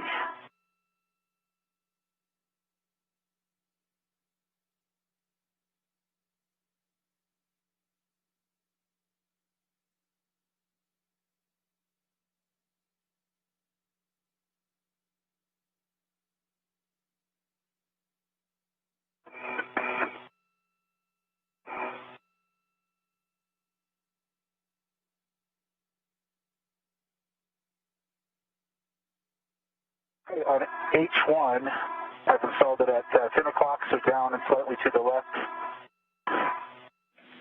Copy, Bob. Let me know which battery you'd like to do next.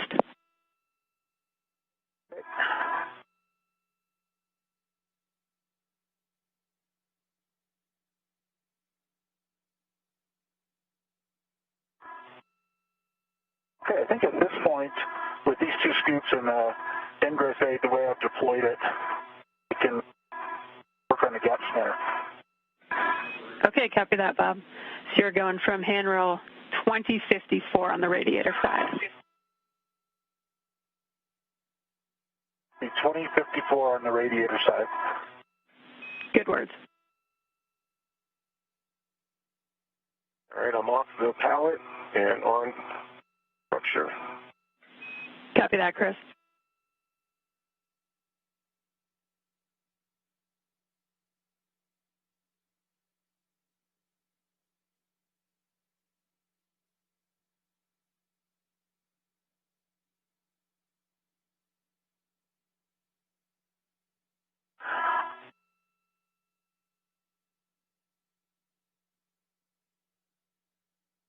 Josh, I'm actually going to leave the GoPro camera right here in Bob's future happy place.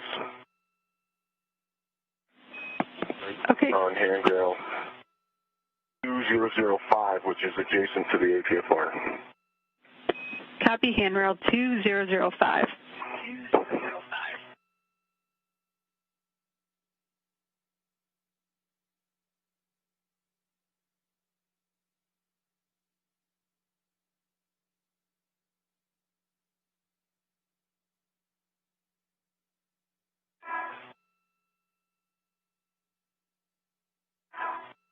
Okay, Jaws, I've got the gap spanner deployed to handrail 2054. It's the wire tie end of the gap spanner chain. Copy, Bob. The other end will be going to handrail 2012. Copy.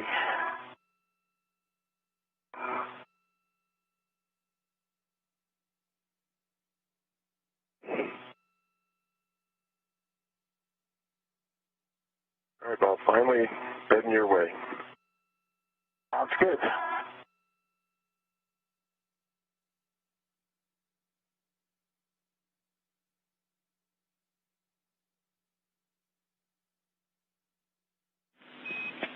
And Chris, if you wanted to start with the gap spanner, the non-radiator side handrail is handrail 2010. 2010. Copy.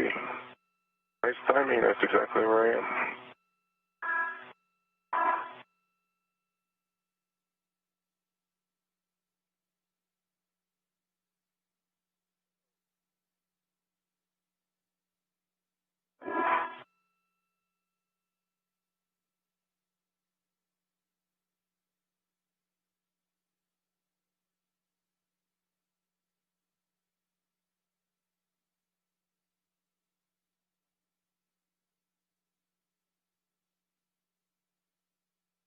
And this still digital camera is on 2010, the same handrail as gap spanner. Copy, handrail 2010 for the camera.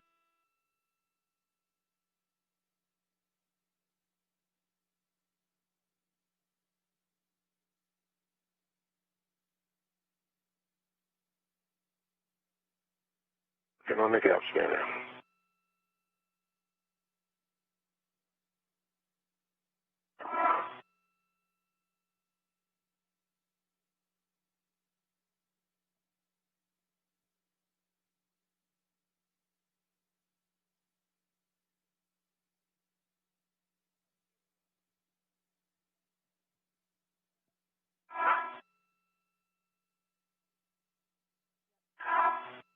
Hey, Jaws, the gap spanner is installed.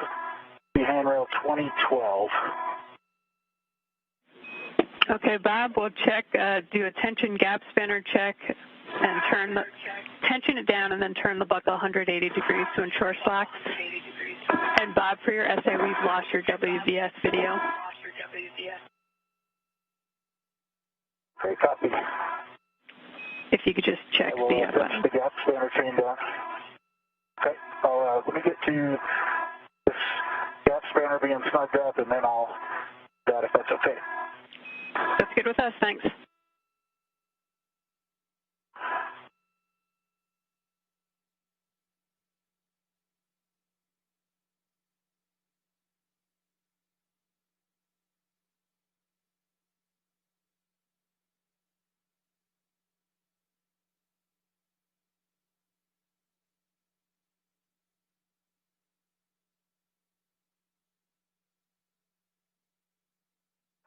Okay, Bob, working my way up to the radiator side.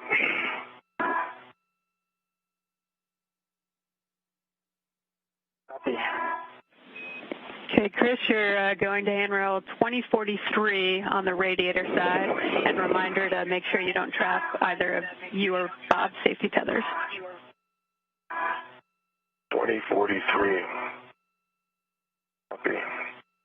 Copy the warning. Okay, I've cinched the gap spanner up reasonably well. The translation on it loosens it back up, but it is looser than a quarter turn. Jaws, I'll get my WVS cycled here for you. Copy, Bob. And Bob, it should be a full 180 degree turn. Okay, copy. It's a little bit looser than that, but I really can't snug it much more. Copy, Bob.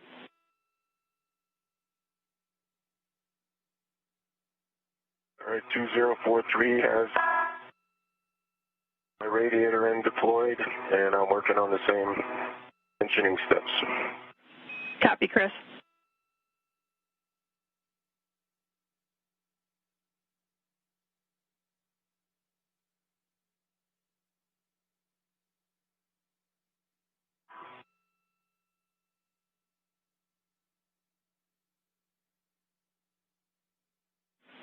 And Bob, we see your camera. Look like the green light's on. I cycled it. I don't think it was on when I cycled it, but it was hard to tell in the sunlight here. Okay, we see it. Thanks. So for me, my next JAWS will be more scoops or the PGT, I think. Is that right? Okay, yeah, A-firm. So before you do the PGT, you'll need to get the scoop to battery 4. All right, one full 180 degree turn on the buckle. Copy, Chris. And if you want to... A little loose, like Bob was saying, but... Yeah, I think we've heard that from the previous ones as well.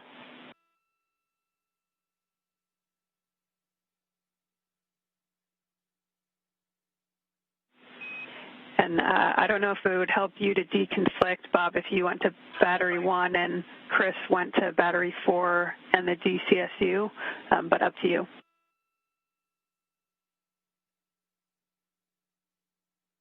That works. Okay.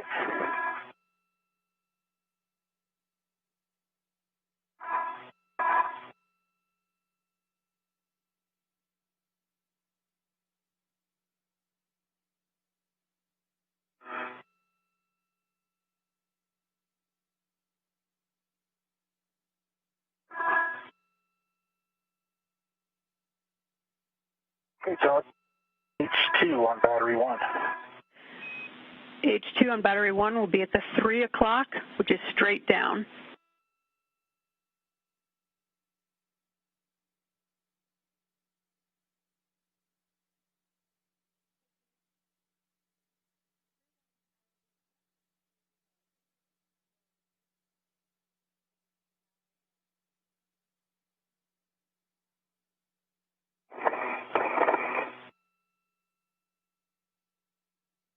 That's complete. H2, 3 o'clock, straight, verified, locked. Copy, Bob. For H1 on battery 1, you'll be going to 2 o'clock, which is down and slightly to the right. Copy.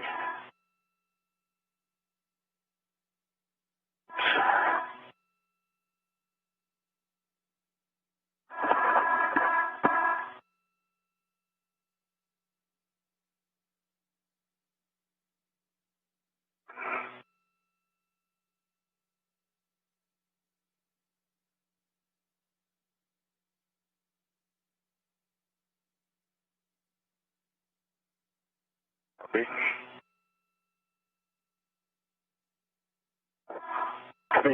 You've got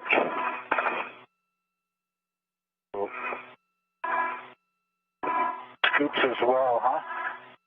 Yeah. Okay. If that makes sense, I can, I'm right here at battery 4. Yeah, Chris, if you want to do battery 4 that way, Bob can, as he sets up his PGT, stow it there. Okay. So you'll be going to H2 on battery 4. Let me know when you're ready for the clocking.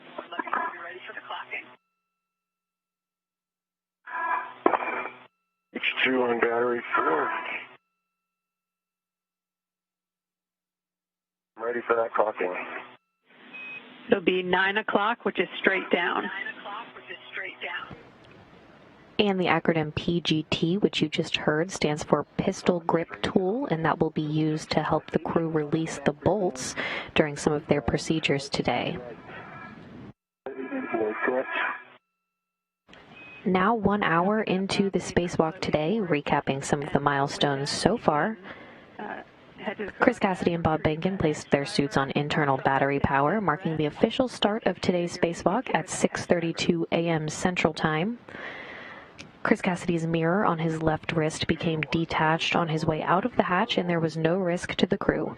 The dimensions of that wrist mirror are 5 by 3 by 0.75 inches with a mass of 1/10 of a pound. Cassidy will still be able to use the mirror on his right wrist for the duration of the spacewalk.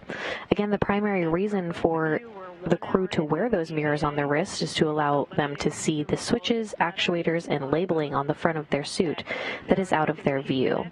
Of course, the labeling is written in mirror image because it's intended to be read via mirror. Chris Cassidy and Bob Behnken have now arrived at their work sites to begin setting up. Just for size reference on the batteries and adapter plates the crew will be handling today, the adapter plate is 40 inches by 37 inches by 8 inches with a mass of 75 pounds.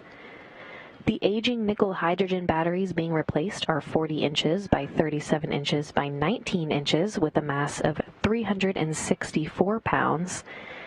And the new lithium-ion batteries being installed today are 40 inches by 37 inches by 19 inches with a mass of 428 pounds. I'm going to put this right angle, so the 9-inch head onto my PGT. Okay, copy.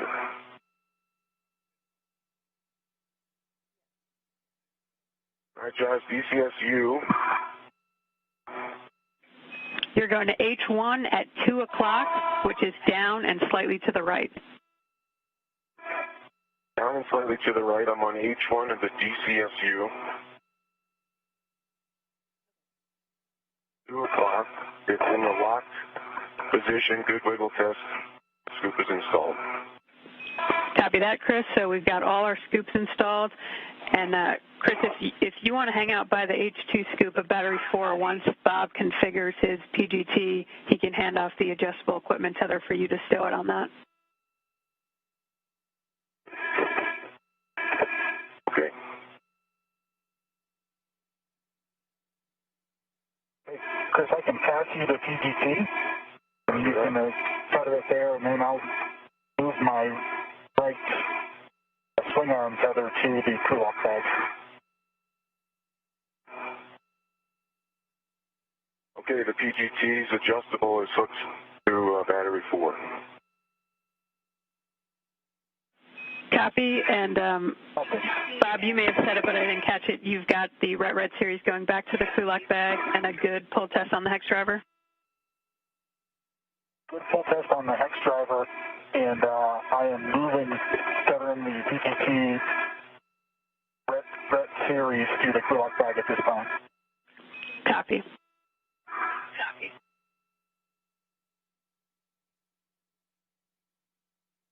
That's complete. I'm going to go ahead and close up the crew lock bag, everything but the ratchet wrench, I think. Okay. You can get it.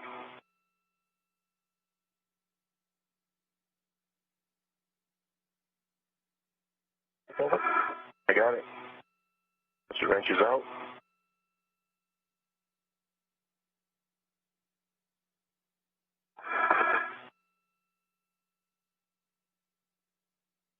Jaws, am I heading to the APFR? Yeah, we'll take a glove, hap, and gauntlet check from both of you first, and then A from Bob, you're checking the gap spanners clear of slot 1 and then ingressing the APFR.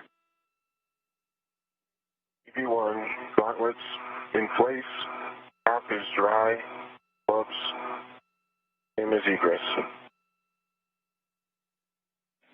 And Chris, since that mirror got knocked off, we just want to make sure you check that hand extra carefully in case there was something that caught on it to cause that. Yeah, I had done that a while ago, but it's good to double check and now that it's sunlight, because it was dark when I did it before, and no evidence of a red damage or anything like that. All nominal. Copy. Good checks, Chris.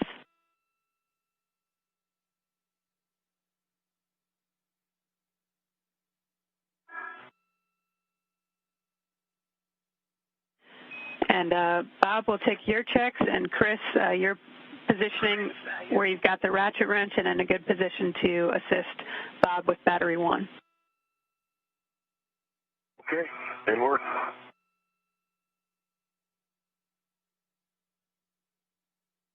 I've got a good glove check.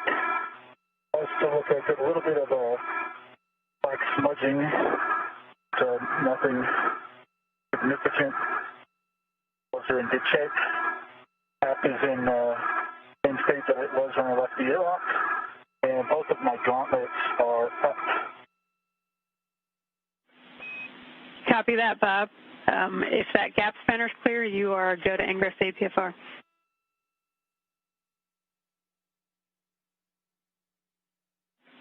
And while you work that, I've got a caution for both of you. Once torque is broken on an H-bolt, do not impart loads into the corresponding microsquare. How copy? P1 copies. P2 copies. Another acronym you'll hear throughout the day is HAP, H-A-P.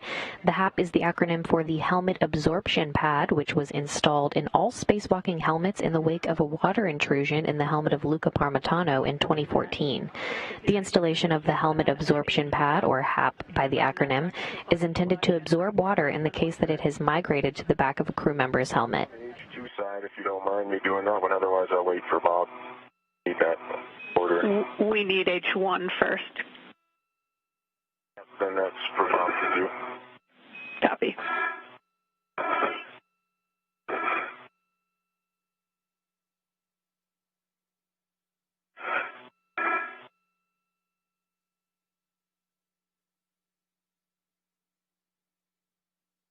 Just for breaking torque, you need the order?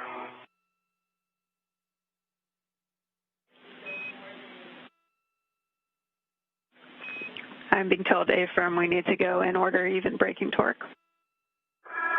Copy that. No problem.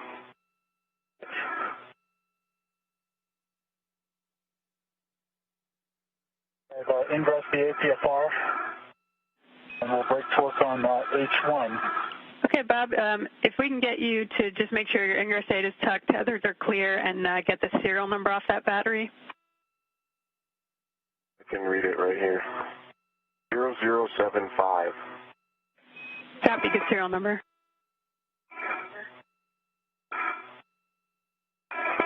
The rest a little stuff. You need it to suck back. Oh, it's okay. We'll go ahead and tether to the battery. We have that taken care of. And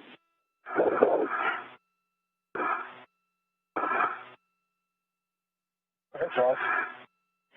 no, sorry, I saw you right after I was about to say something, so.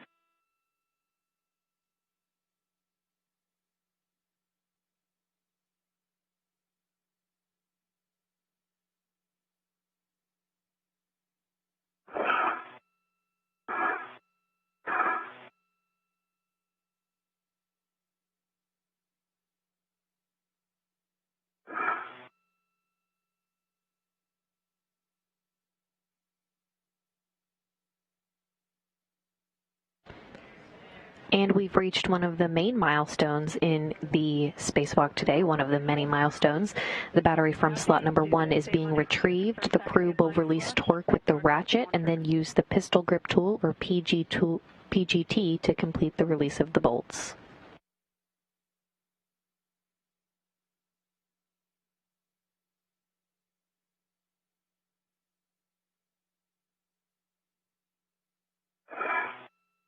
Torque is broke.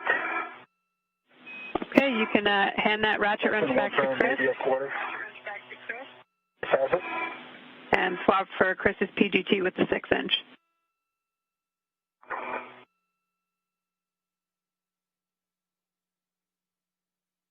And now the pistol grip tool, or PGT, will be used to complete the release of these bolts. Settings are alpha 7, counterclockwise 2. I'm sorry, I should have counted it for you. Alpha 7, counter 2. Alpha 7, counter 2. Copy, you'll be going to H1, confirm socket tape lines flush to the scoop, and looking for approximately 8 turns.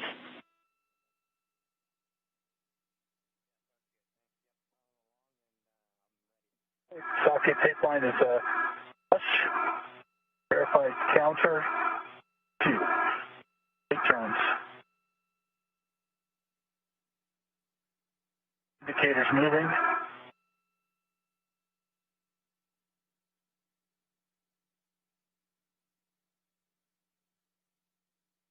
So about 6.5 turns, the indicator started popping, indicating it was fully unlocked. Gave it the full 8 turns.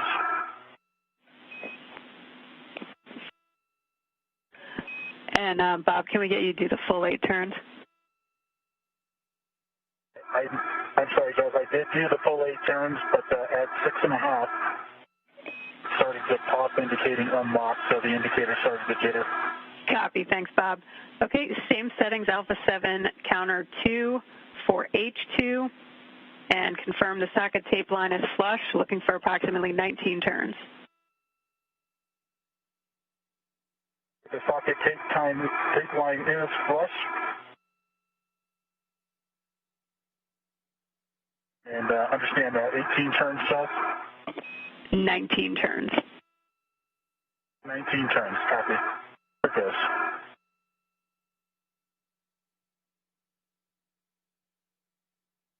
See the battery rising.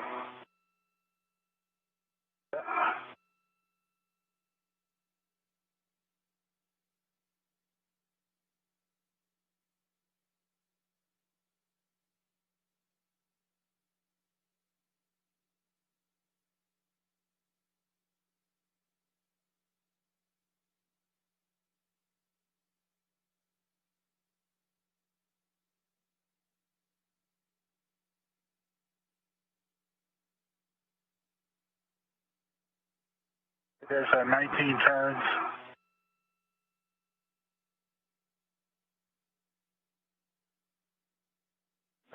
Got the PGT. Got it. And status indicators unlocked, Bob? Status indicator is unlocked. It has arrived there at about 17. Copy.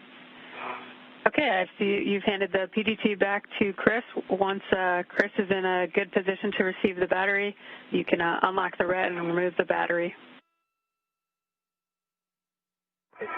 Sun going down.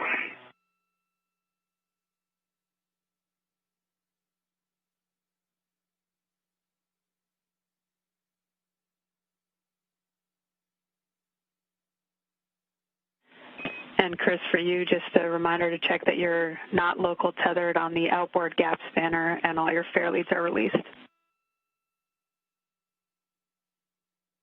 No fair leads this time, and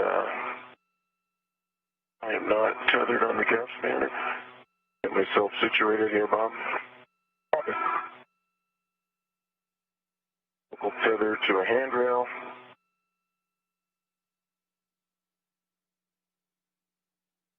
And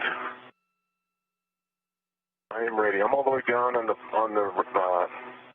lower edge, Bob. I think we can make it to reach. And Jaws, remind me which... You're handing off H1 to Chris.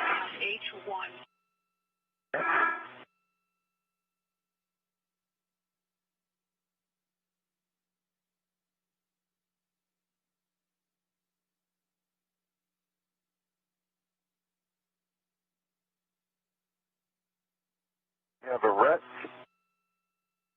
Have control. You have control of the battery, and I'm going to release my ret and egress the APFR. Copy that.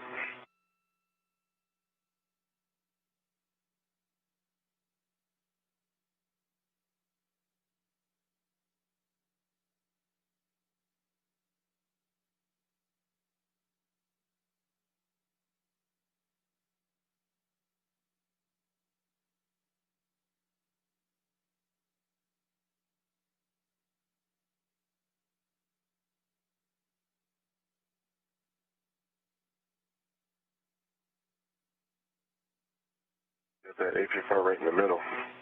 Yeah.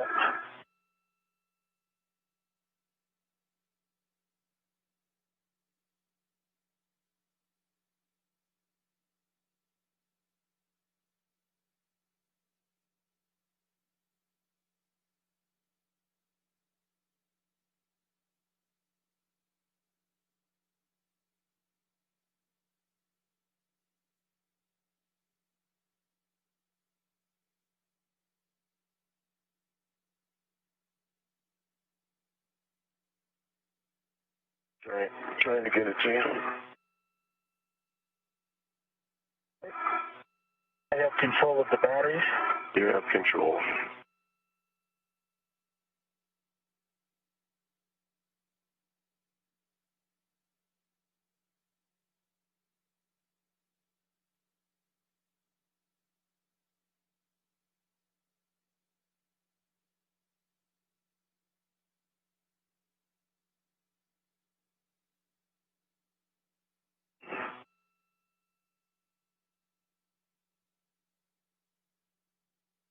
I have control of the battery. You have control of the battery.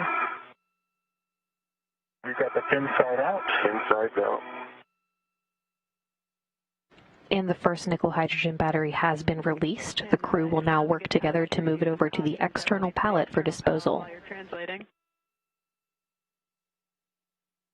I think I'd rather you hold on just a minute. Copy. I've got the battery. You have control of the battery. You have control of the battery.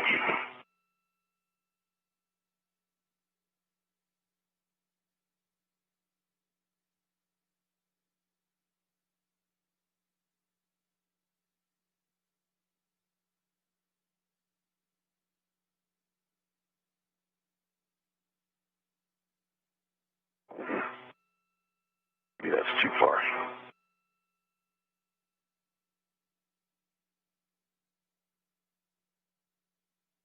I have control of the battery. You have control of the battery.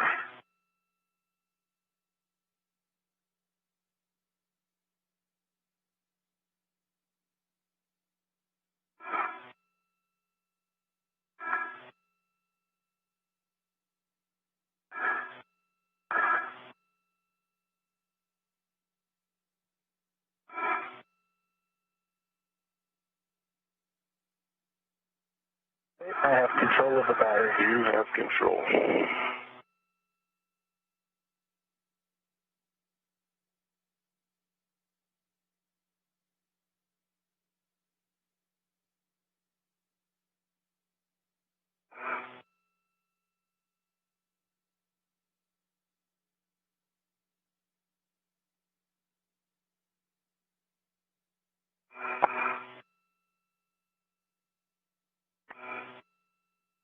I have control of the battery. You have control of the battery.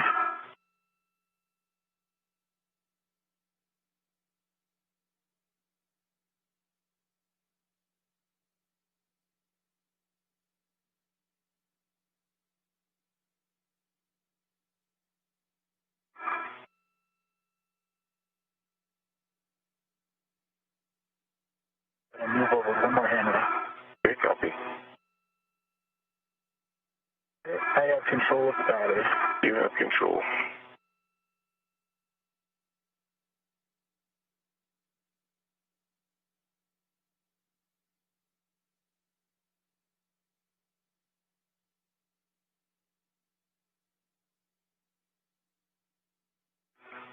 Move one more.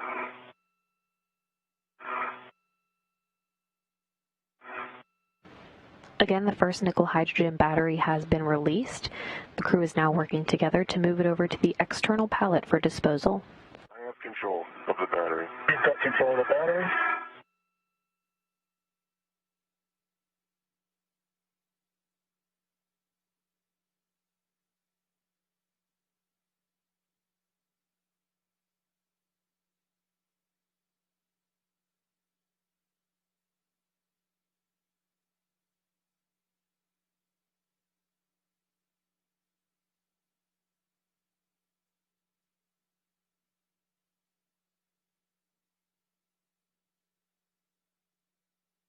I have control of the battery. You have control of the battery. Chris, a reminder as you get there that if you want to stow your trash bag in the medium RU bag, you can do so before you ingress APFR. Okay, copy, Jones. This will just be a short hop, Bob, and then I'll go to the other side. Okay. I have control of the battery. You have control of the battery.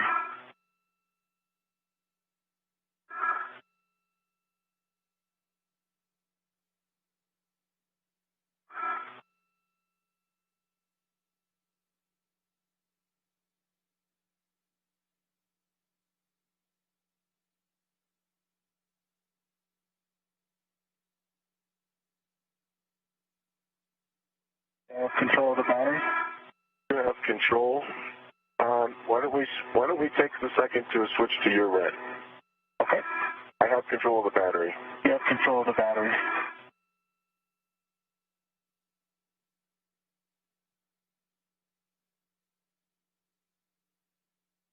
I have a rep to the battery. Copy. I have control of the battery. And you have control. Moving my red. Okay, my red is off. You have control. I'm moving.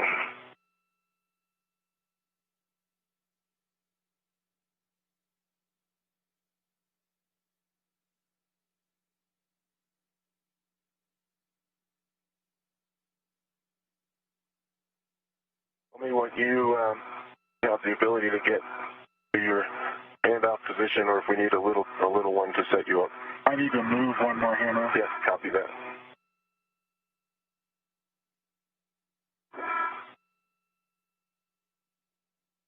Clear you. I have control of the battery. You have control of the battery, and I'm going to go ahead and put my T down. See that? The Alpha.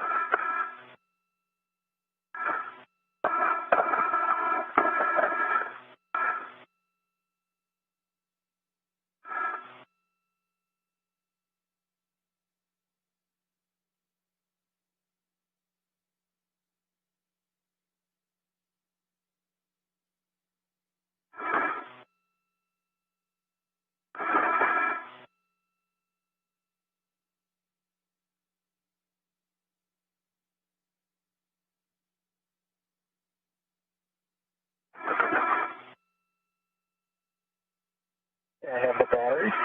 You have the battery. That. I'm going to ingress APFR.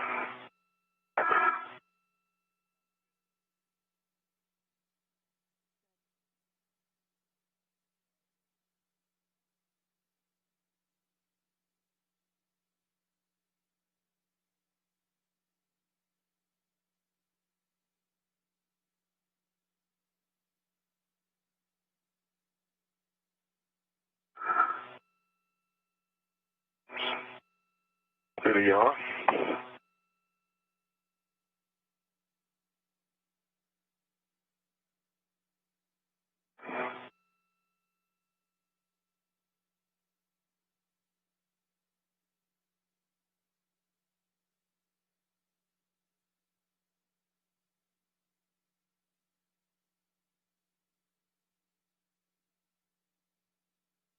Look locked, Bob. Bit of yaw. It does look locked in the Yeah, feel in. Okay, Chris, we'll have you check your ingress aids tucked, tethers are clear, and end state. As Bob hands it off, you want H1 in your left hand, Chris, with you ready to H1. Okay, setting up for the transfer. All right, Bob? I'm ready. I'm ready. See here.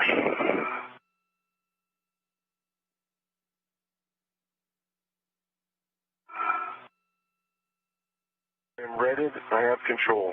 Okay. I'll remove my rest.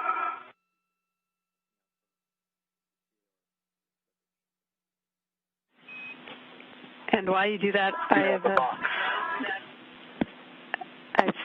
3 cautions I'm going to read before handover. Crew must not simultaneously impart loads into the external pallet. When SSRMS brakes are off, free float crew member on EP must remain quiescent. Do not exceed 20 pounds forced stern or use soft dock. Engage, disengage with pallet. How copy? Copy all. And Chris, you've got good access to your tools?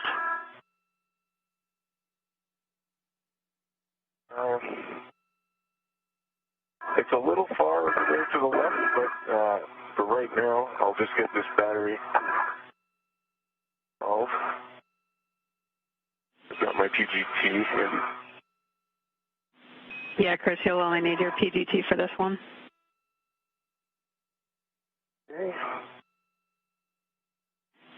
And we're going to have a handoff here soon, but you're looking to soft dock the battery into slot X with H2 outboard. H2 is outboard.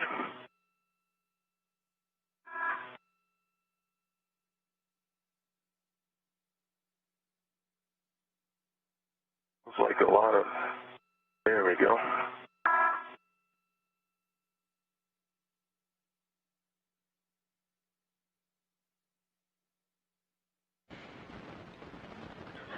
With the battery from slot number 1 now retrieved, the crew has worked together to move it over to the external pallet for disposal. Cassidy is now working to ingress the foot restraint, and the two will work together to install the battery in empty slot X. We're in a short handover between satellites right now, but should be regaining communications here shortly. The interface looks good. If anything, it looks a little bit like the H1 side is pushed in a little bit. Yeah. That square it up right there.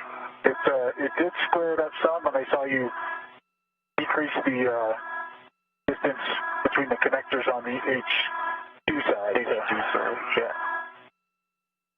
It feels soft docked. Really?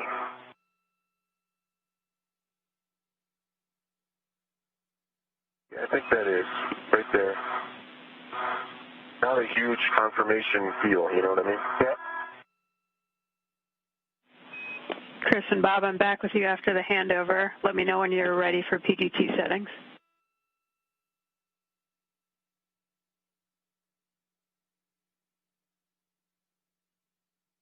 Okay, I'm ready for PGT settings. Alpha 7, clockwise 2.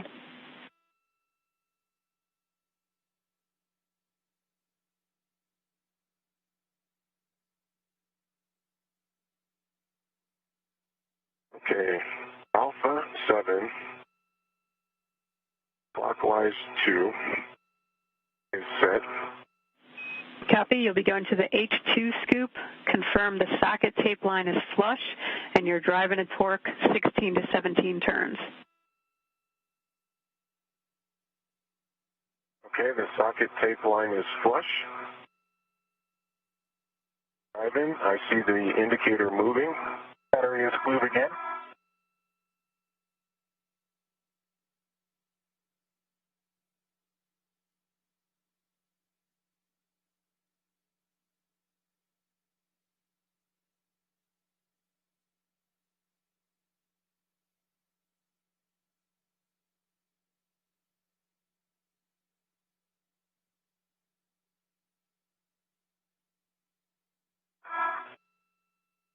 Seventeen turns.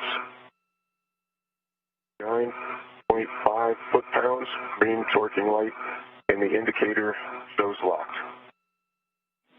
Copy, Chris. That's a good install. You can stow your PGT, and then we'll take a glove, hap, and gauntlet check from both of you. You can go first, Bob, while I get myself muted. Okay, my hap is still baseline. My right glove looks pristine.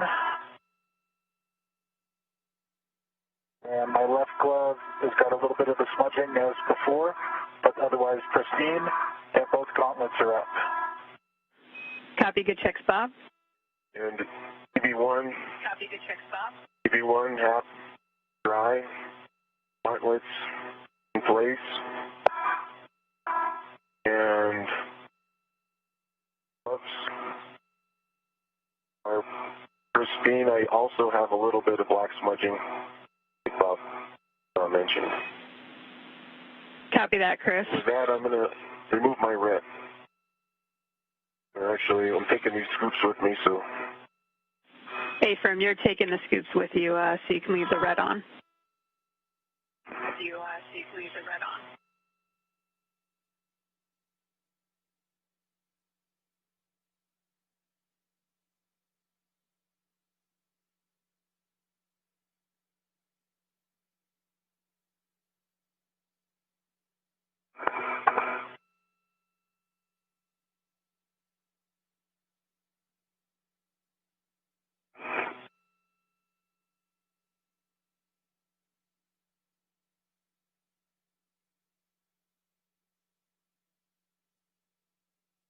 Okay, both scoops removed. Copy that, Chris. If you can check that your ingress aid and tethers are clear, you can give SSR mass the go to go to the published EPA alpha position.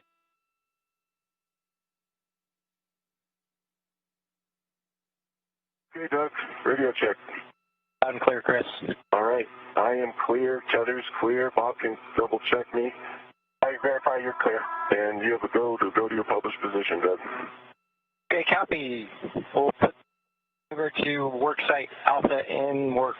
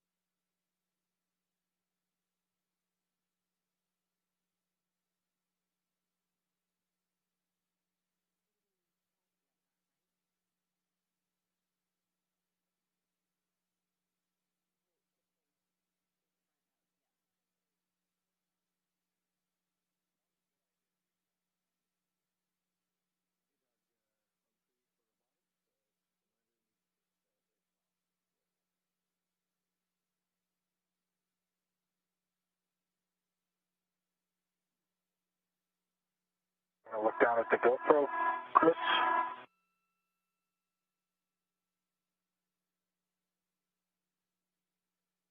Got a bunch of scoops on your front. Yep. Now an hour and 33 minutes into today's spacewalk, recapping some of the milestones so far today. Chris Cassidy and Bob Bankin placed their suits on internal battery power, marking the official start of today's spacewalk at 6:32 a.m. Central Time. The first nickel hydrogen battery was released, and the crew worked together to move it over to the external pallet for disposal. And just a few minutes ago, the battery from slot number 1 was installed in slot X on the external pallet for disposal. Good motion.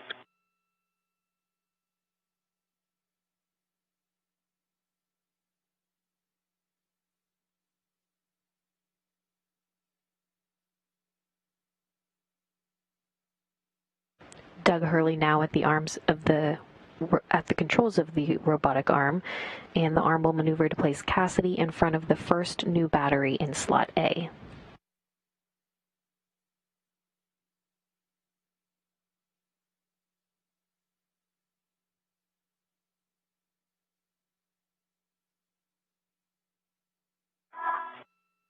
Again, there's NASA astronaut Doug Hurley at the controls of the robotic arm.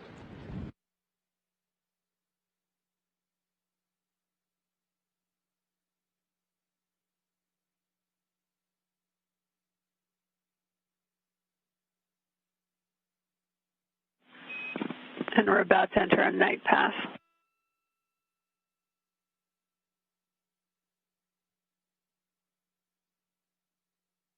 Start.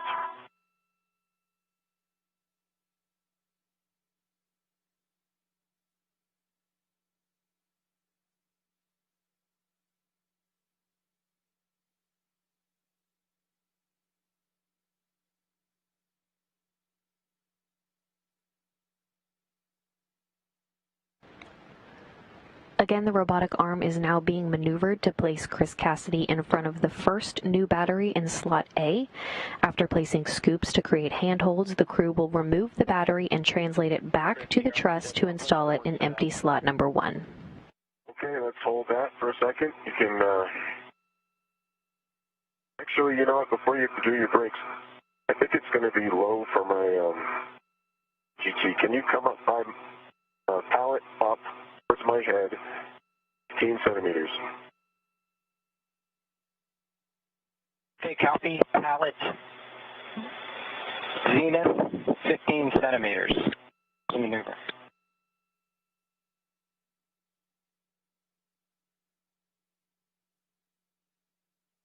That's a begin GCA. Copy. Begin GCA. Here comes the maneuver.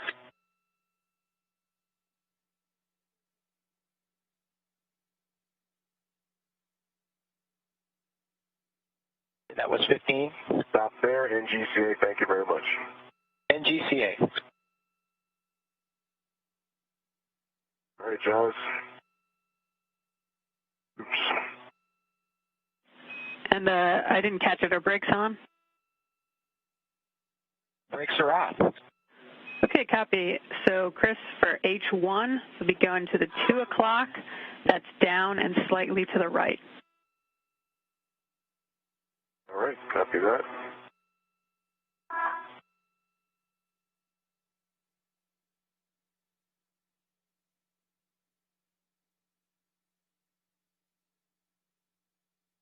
Confirmed locked. H1, 2 o'clock, down slightly to the right. Okay, for H2, you'll be going to 3 o'clock, which is straight down, and you'll stay redded to that scoop.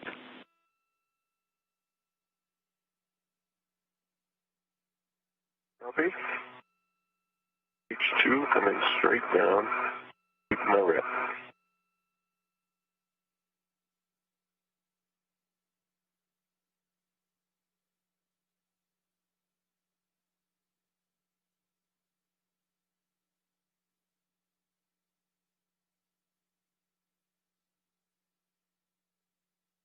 Confirmed locked. H2, 9 o'clock straight down. Or 3 o'clock straight down. Copy. And can we get the serial number on that battery? 0025. All right, good serial number. You can break out your PGT. It'll be Alpha 7 Counter 2.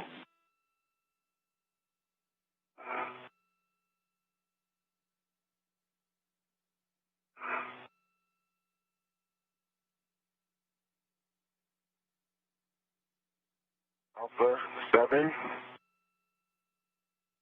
counterclockwise 2 is set. Copy. And Chris, can you confirm your red is still on H2, correct?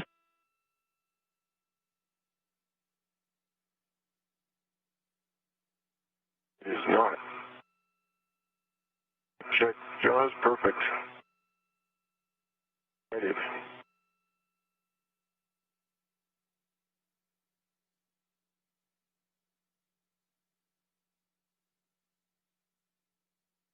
Tape is seated ahead of H1, and I'm waiting on your go. And Chris, H1 is actually already released, so we'll be going to H2. Confirm the socket tape line is flush. I'm looking for 19 turns. 19 turns. Tape line is flush. 19 turns, here we go, H2.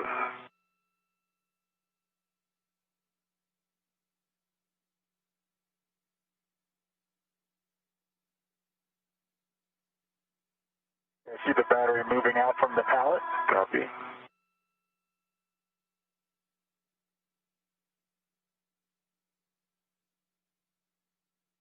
It's 10 for 19.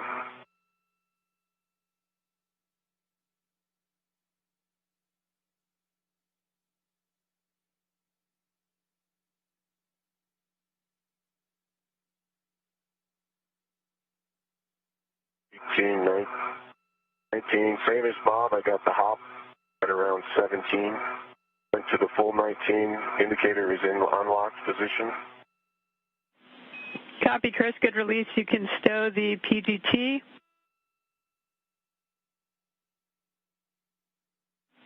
And end state, as you hand this off to Bob, you're going to want to hand off H1 to Bob, and Bob, you'll end up redded to H1 in the red swap. Thanks, Jeff. Copy all.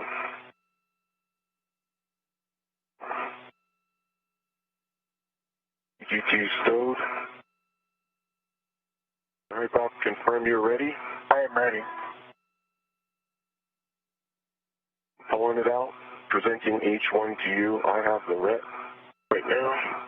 Coming out.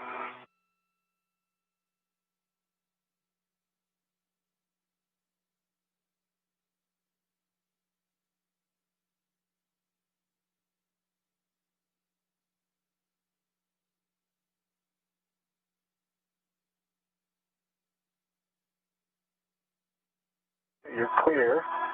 Just come down.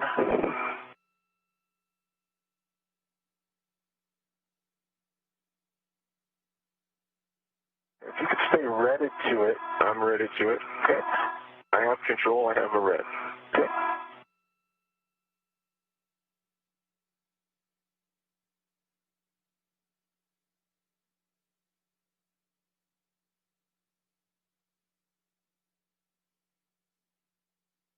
I have a red as well. I have control now. You have control. You have the red. Removing my red.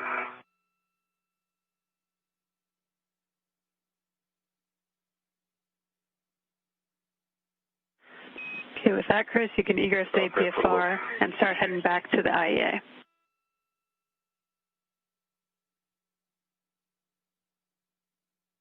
All right, copy that.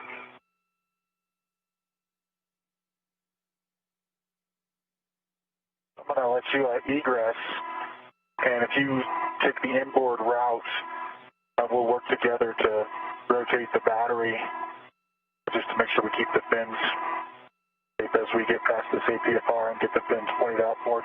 Copy all.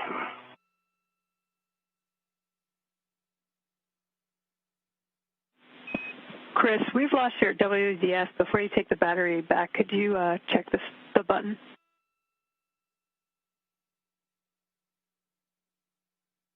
Sure thing.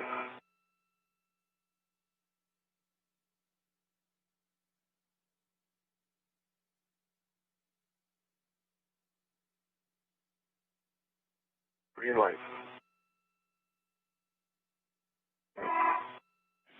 And we have your WVS back. Thanks, Chris. All right, Bob. And the crew has now removed the new lithium-ion battery from slot A and will now translate it back to the truss to install it in empty slot number 1.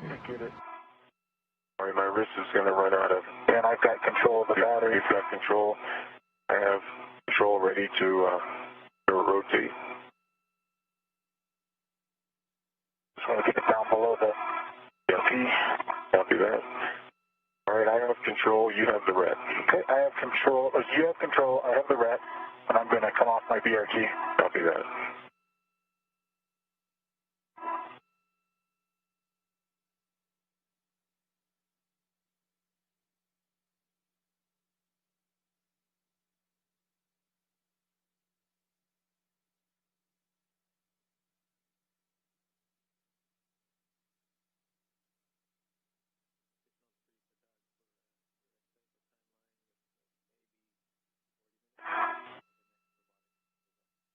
I have control.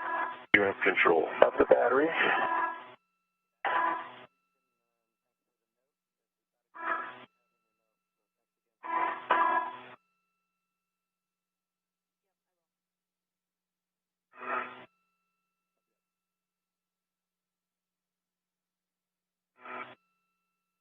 Connector cap doesn't help.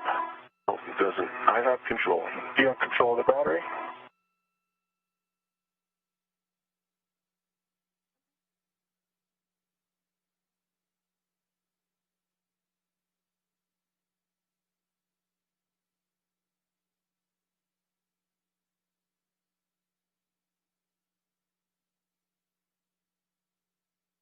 I have control of the battery. You have control of the battery.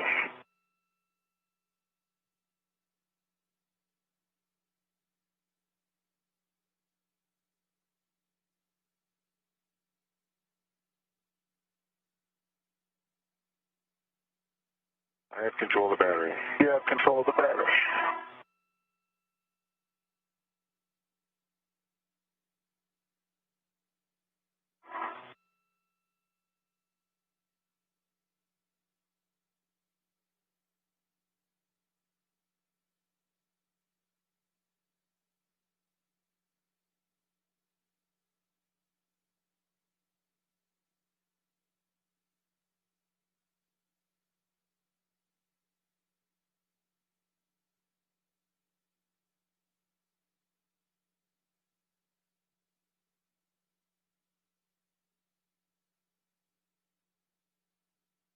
The little ones are barely enough room to put hands. Yeah, I have control of the battery. You have control of the battery.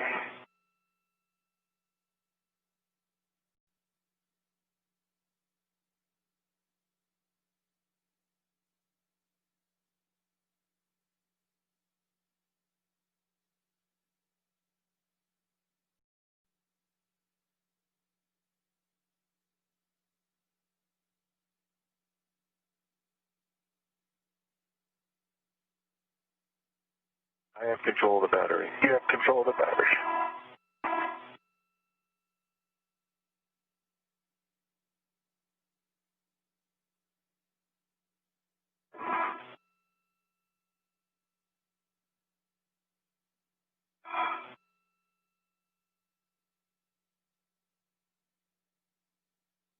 I have control of the battery. You have control of the battery.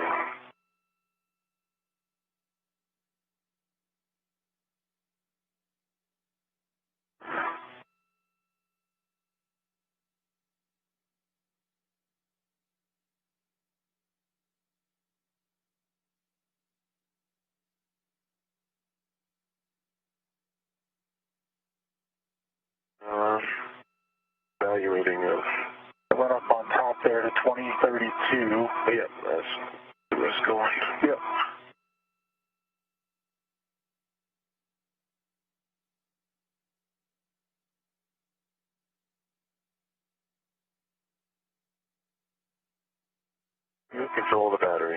You have control of the battery.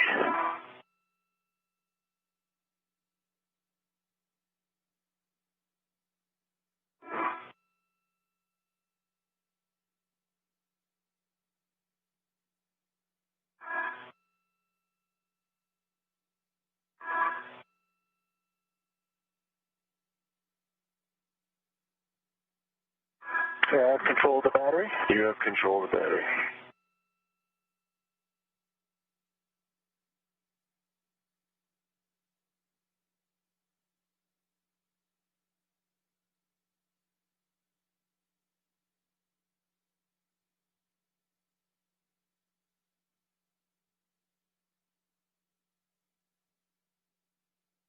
I have control of the battery. You have control.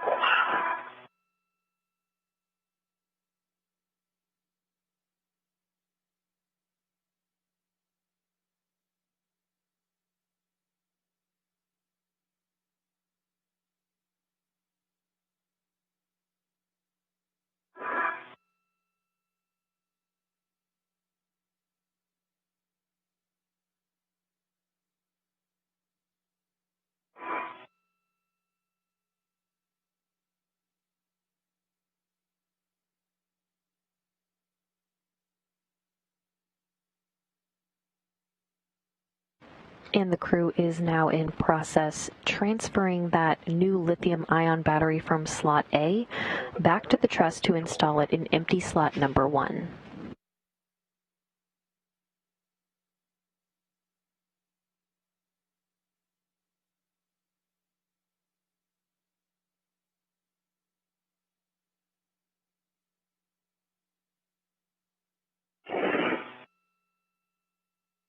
So let's see. What's your next move? My next move is probably for you to get to the. Can you get to this handrail I've got my hand on right now? Yeah, you still have control? I still have control. Okay, I have control. Okay, and so at this point, you could get a ret on there. Yeah, all right, then you take control back. I've got control. Okay.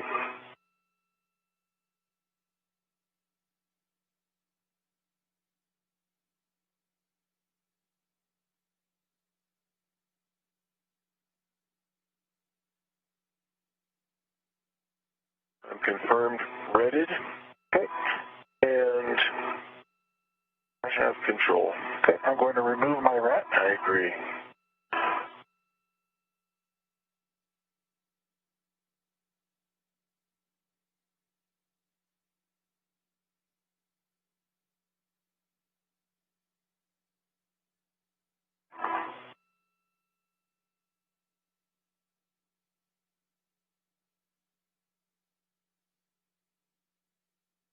Okay, do you need to do anything before I ingress the APFR?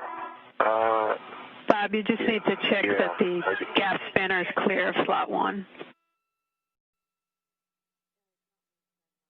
Okay, the gap spanner is clear of slot 1.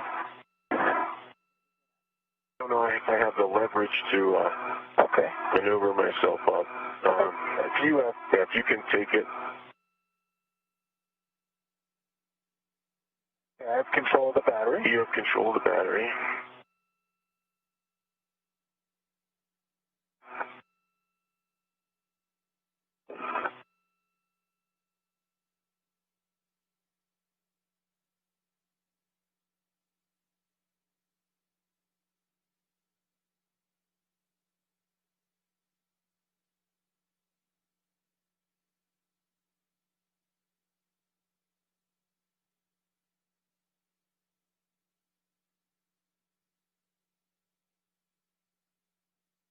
Both tabs are out. Grab onto this. You'll continue to hear the acronym RET throughout the spacewalk today. RET stands for Retractable Equipment Tethers, and those RETs are used to hold varying equipment in place while the crew works through spacewalk procedures. Good, nice, perfect. Okay, well, the gap spanner is clear. I'm ready to ingress the APFR. Copy, Bob.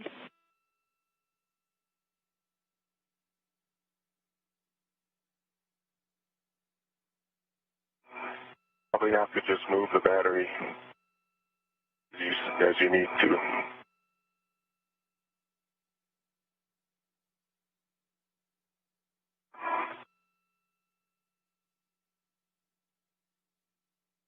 Am I putting your arm in a restroom? I'm still good. Okay. You got room? You'll have the best view.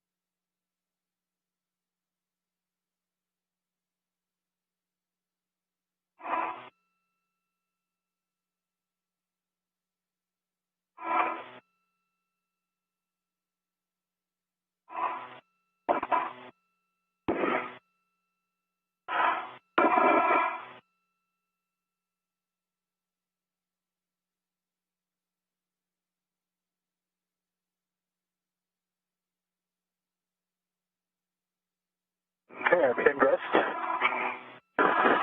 Copy, Bob. If you can check your ingress state is tucked and tethers are clear, then we'll take an inspection of the IAA receptacle. The ingress crate is tucked. The IEA receptacle looks clear. The pins are straight. No FOD. The electrical connector looks good as well. Copy. My arm's in a bit of a singularity. Okay, I have control. You have control. Oh, okay. And Bob, you'll want H2 inboard, and you want to inspect or present the battery, the bottom to Bob, or to Chris rather, for an inspection of the connector pins, FOD, and EMI band. I'll be right there, Bob. Right.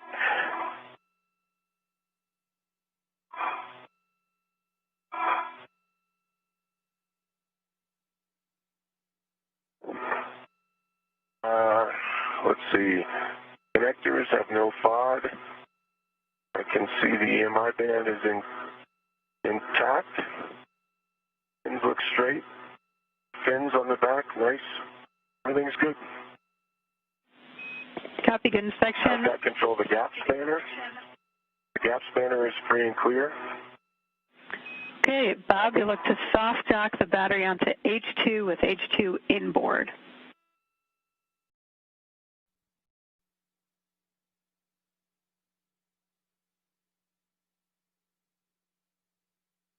Okay, here comes motion in 30.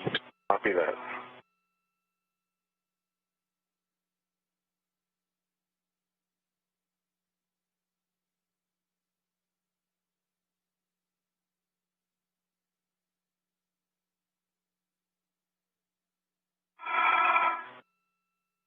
Understand good motion?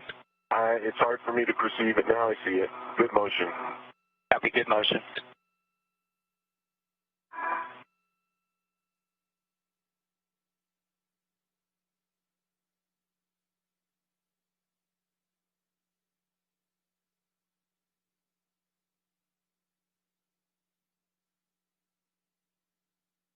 Have more.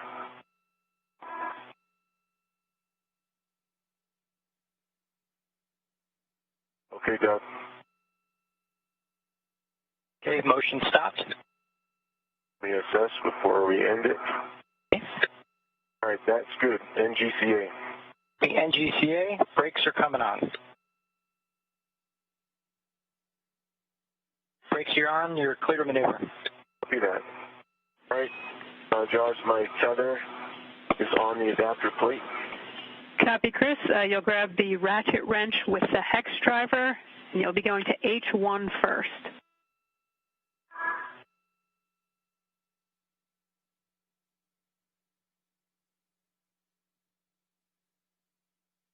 Ratchet. H1 on my left. Okay, firm, you'll confirm one line flush, and then brake torque less than 1 turn.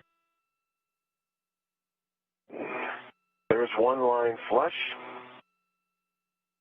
Torque is broken on H1, less than 1 turn, about a quarter. Copy, quarter turn. You'll do the same for H2, looking for one line flush again, brake torque less than 1 turn. There's one line flush. Now 2 hours and 30 minutes into today's spacewalk. Recapping the milestones so far, Chris Cassidy and Bob Behnken placed their suits on internal battery power, marking the official start of today's spacewalk at 6:32 a.m. Central Time. The first nickel-hydrogen battery was released from Slot 1, and the crew worked together to move it over to the external pallet to install it in Slot X for disposal. The crew then removed the new lithium-ion battery from Slot A and translated it back to the truss where they installed it in empty slot number 1.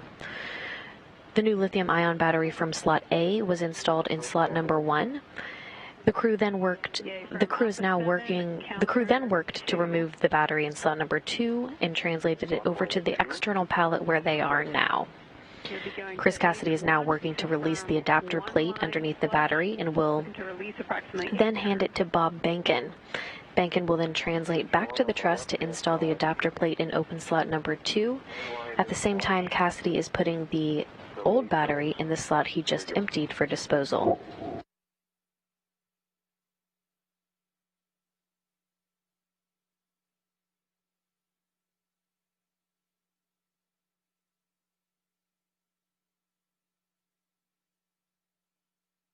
There's 8 turns complete.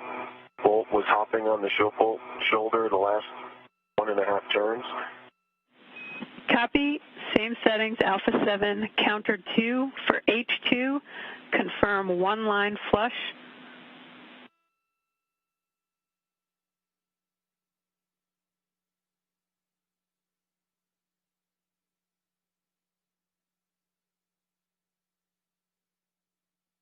There's one line flush. Alpha 7 counter 2 is set. Looking to release approximately 19 turns. 19 turns, here we go.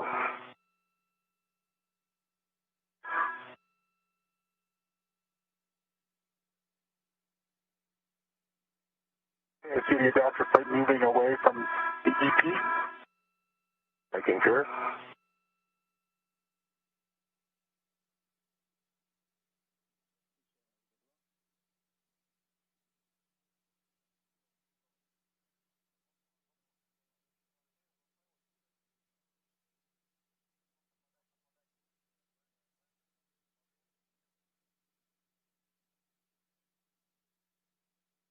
There's 19 turns. The bolt was hopping the last 2 turns. Copy, Chris. With that, you can switch the PGT power off. That's to the left, and stow it back to the ORU bag. GT power is off. And just a heads up, as you remove this adapter plate and transfer it to Bob, Bob, your RET is actually going to go where Chris's currently is. It will fit too, but Chris, your RET may be extended pretty far, so just be cautious of that as you hand it off. Copy that. Ready, Bob? I'm ready. And Bob, you'll want your BRT RET to go to that tether point. And Cassidy is now removing that adapter plate to hand it to Behnken.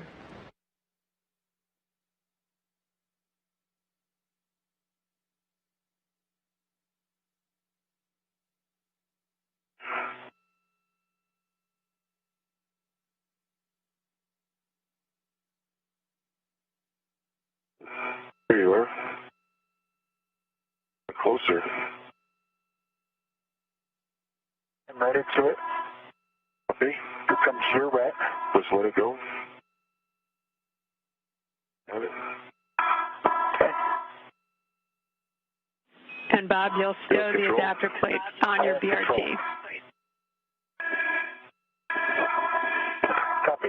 Right, Bob, you have control and you have the RET. I have control and I have the RET. I'm releasing. Okay.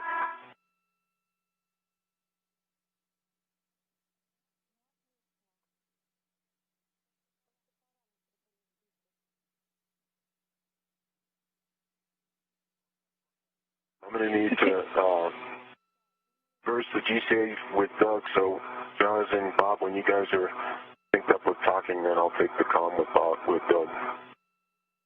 Get the RT onto the adapter plate. Okay, that's complete. Copy, Bob. With that, you can translate to the IAA, and I don't have any comms for you, so I'm good for the GCA if you are, Bob. Let me get clear, Chris. Okay, copy. No pinching.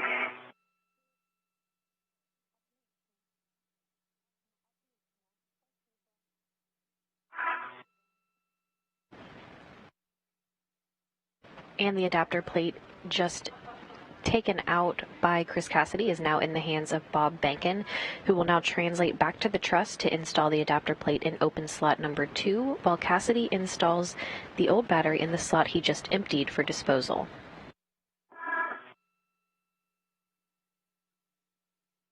Here I go. Copy.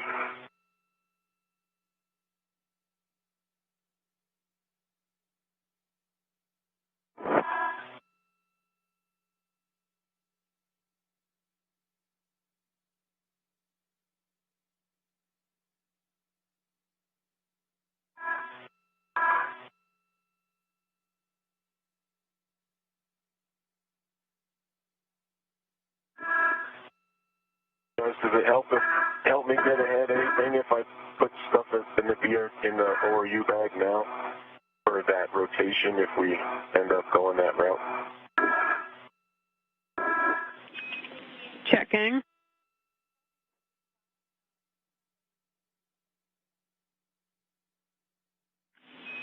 Chris, stand by one, and I'll get back to you on that.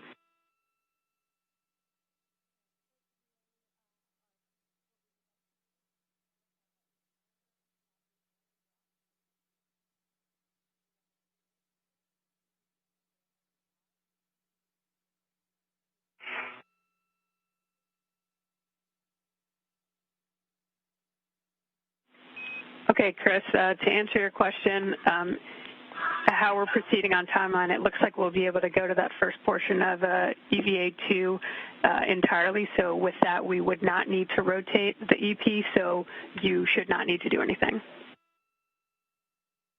Okay, copy. And I did just put my trash bag into the ORU bag with the red. Copy.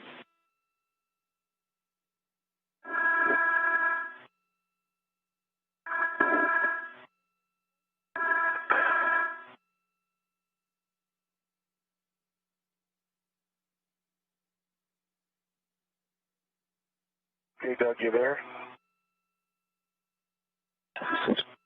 We're going to reverse that GPA and go away from me like 30 centimeters. Okay, copy that. You want motion station forward or pallet away from you 30 centimeters. Stand by. Okay, firm.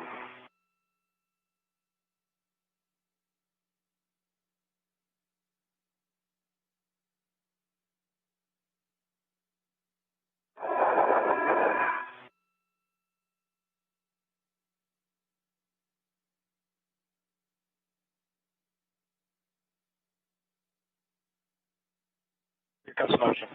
Copy.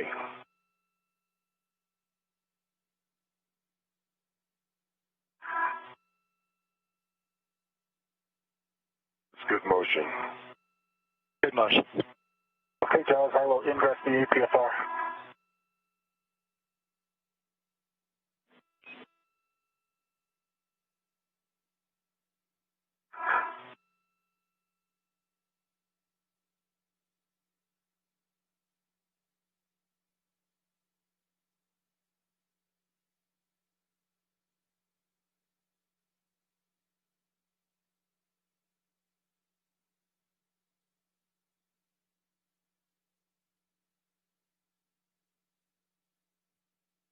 Okay, that maneuver is complete. Anything else? Yeah, hold that. I might need it. I just want to assess the battery. We removed the adapter plate, so the distance is a little different. Copy. Copy. Standing by. Brakes are still off, so no working on the pallet. Copy that. Chris, you get free to pass a couple words to Bob. Yes. NGCA for now. Copy. NGCA. Don't do your brakes yet. Okay, Bob, I see you're getting in the APFR. You just want to make sure that the gap spanner is clear, slot 2, and you can reach the PGT with the hex driver as you do that. Thanks, Jeff. Gap spanner is clear.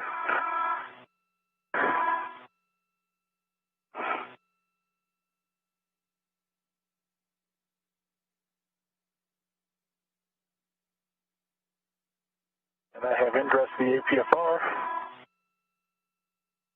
Okay, Doug. Yes, you can do your brakes. Okay, copy that. NGCA. Brakes are on. You're clear to maneuver. Copy that. Coming in.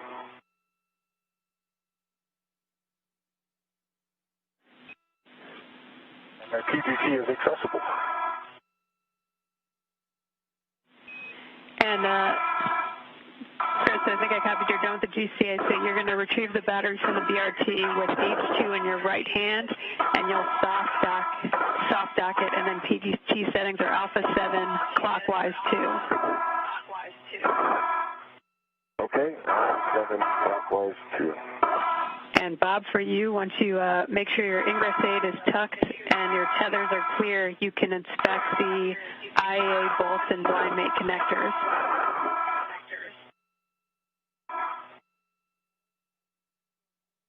The IEA bolts look clear to me.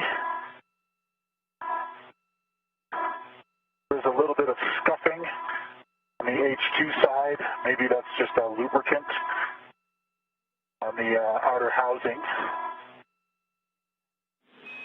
Okay, yep, and I've confirmed there is a lubricant there. And so looking for H2. no FOD and good EMI band and blind mate connectors. Copy, Chris. Yep, just getting a good body position to see that. Good EMI band and no FOD in the connectors. Two connectors. Again, Cassidy is now working to install the old battery in the slot he just emptied for disposal, while Bob Benkin translates back to the truss to install the adapter plate in open slot number 2.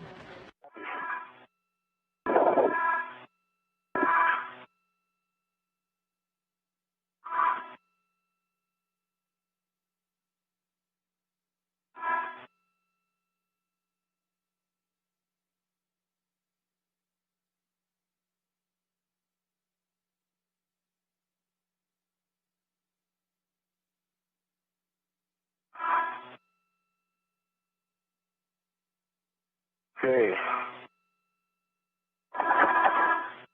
Green torquing light. 17 turns.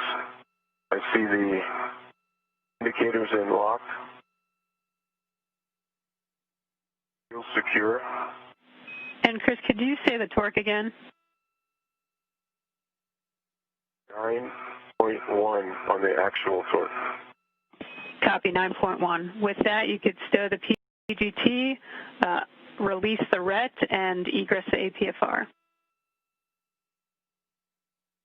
Copy all. Okay, good EMI band, no FOD in the electrical connectors or the 2 bolt interfaces on the battery adapter plate. On the upside, Copy, Bob. flip it over to the downside.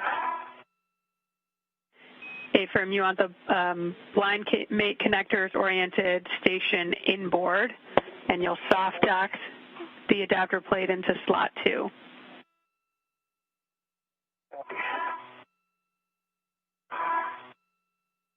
Any work with scoops?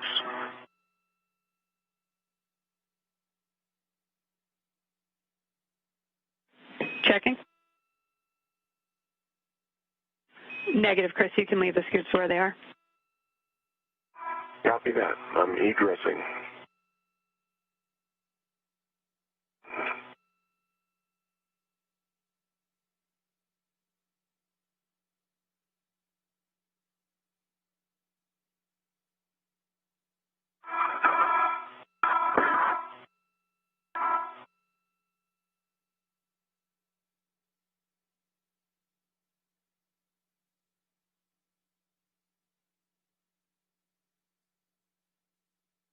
Okay, the adapter plate is soft docked.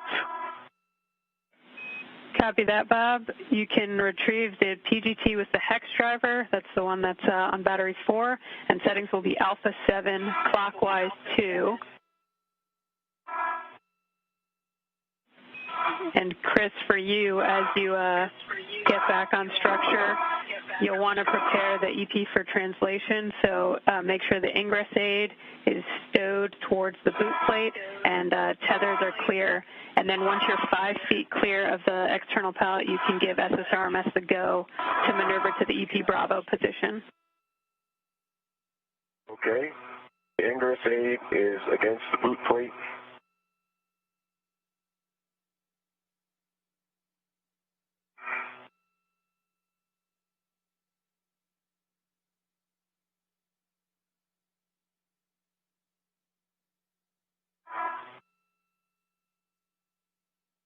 Okay, Doug. I am well clear. No tethers, no interference. You're clear to move. Copy, Chris. Clear the work site. Here comes the maneuver. It's a EP work site Bravo. It'll be another starboard maneuver, about a little over a meter. Okay, copy.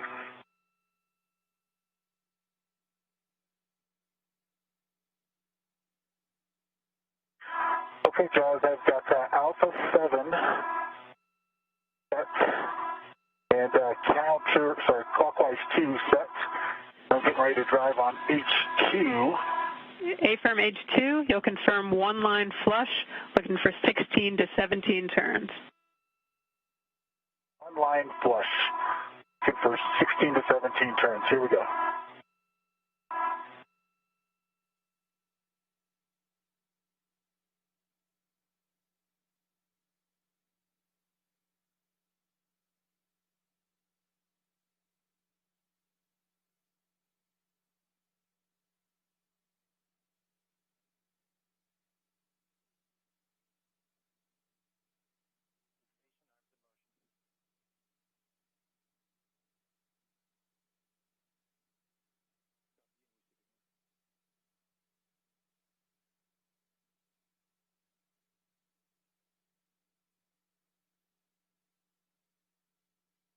Okay, 17 and a half turns, green light, 9.6 on the torque for H2. Copy, Bob. Same settings, alpha 7, clockwise 2 for H1. You'll confirm 2 lines, 1 of them flush. And Cassidy just completed the work to install the old battery in the slot that was emptied for disposal, and Bankin is still working to install the adapter plate in open slot number 2 on the truss. Confirmed 2 lines, 1 of them flush, verified, and can you say again number of turns? It'll be 4.5 to 5.5 turns.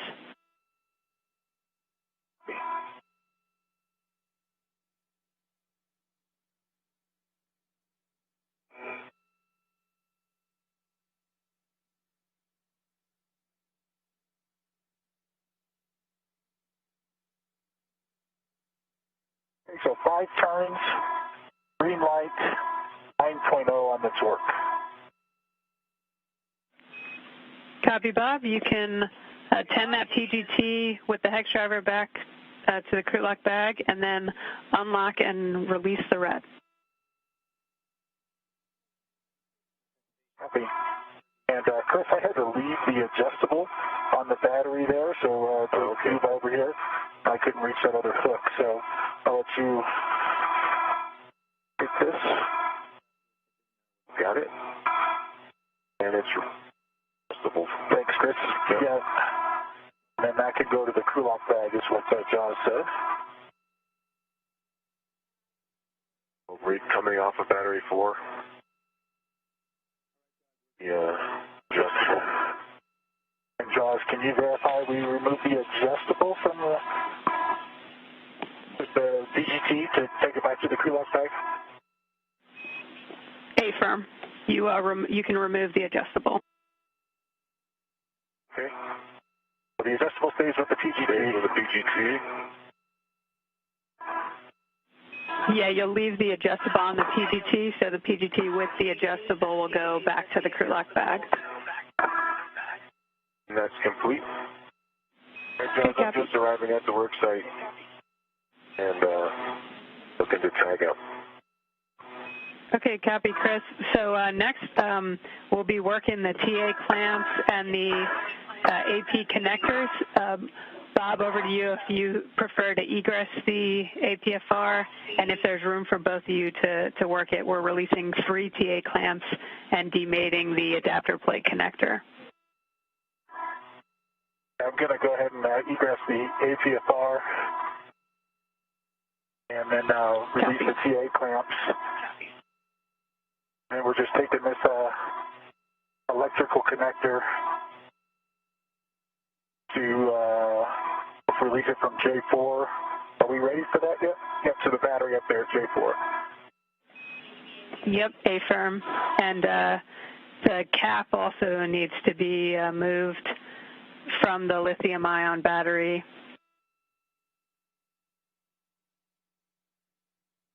You want to take the cap off, Chris? I'll get the TA clamps. Get the cap. And then I'll pass you the electrical connector. The 4 cap is removed.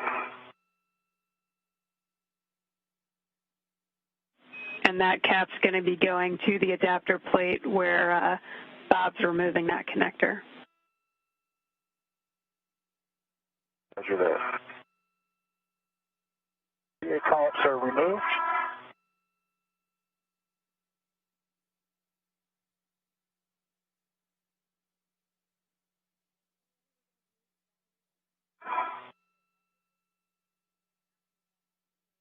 Got the electrical connector. I've got the electrical connector. Actually, can you hold it for a second? I need to get myself in a good position.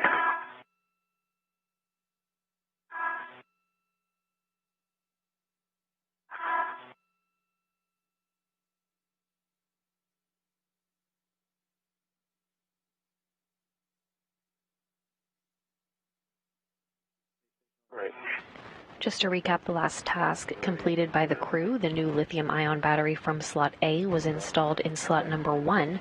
The crew then worked to remove the battery in slot number 2 and translated it over to the external pallet, where Cassidy removed an adapter plate and handed it off to Bankin. Bankin then translated to the truss to install the adapter plate in open slot number 2, while Cassidy then installed the old battery in the slot that was emptied for disposal. Next, together on the integrated electronics assembly, Cassidy and Bankin will place a cable between the adapter plate and the new battery to complete the circuit. Spanner is clear. Needed over center. I see the blue lines lined up. Copy, good connection, and that connector cap that you took off will go on the adapter plate. Okay.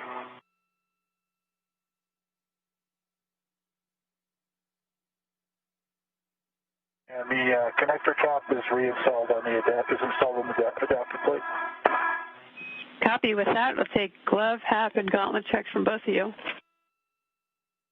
And once that cable between the adapter plate and the new battery are complete to complete the circuit, one of the 3 battery pairs will be complete.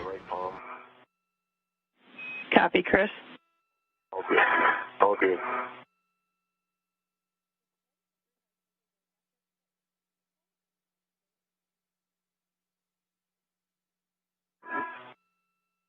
Gauntlets are up for ED2.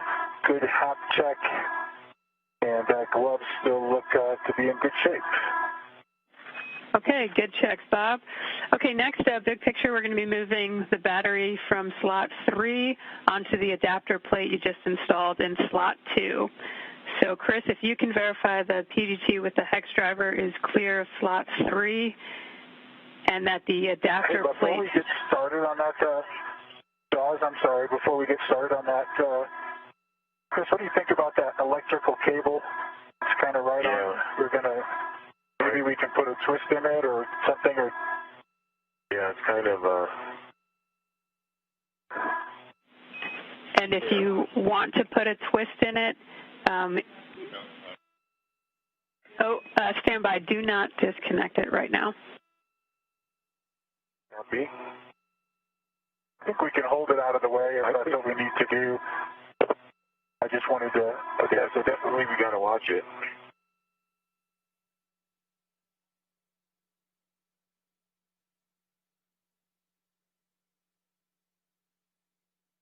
But also just adjustable it out of the way there on the scoop there and clean that up later.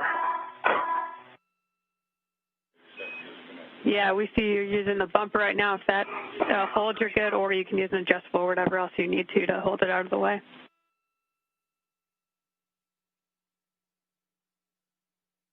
What do you think? If you think it's good and we've got two people, we just may have to stay here until we get it locked. I think that's an I think it's going to stay. I think it's going to stay. Yeah. I think I'm ready for APFR settings, Josh. Okay, you're going to roll the APFR to Foxtrot.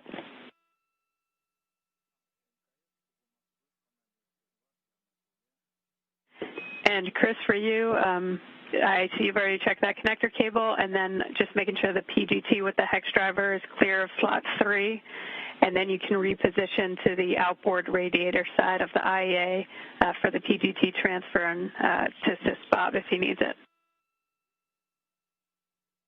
All right. Yeah, PGT, left bag, clear.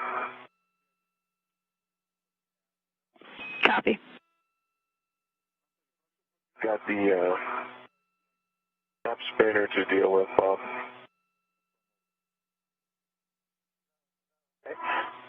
We can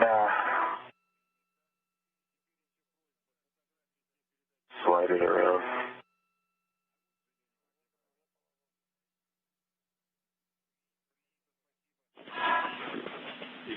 And I see, Bob, you're working that gap spinner, and Chris, we're going to want your RET attached to the battery tether point for the battery in slot 3.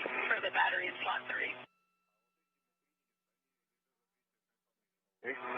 Up again.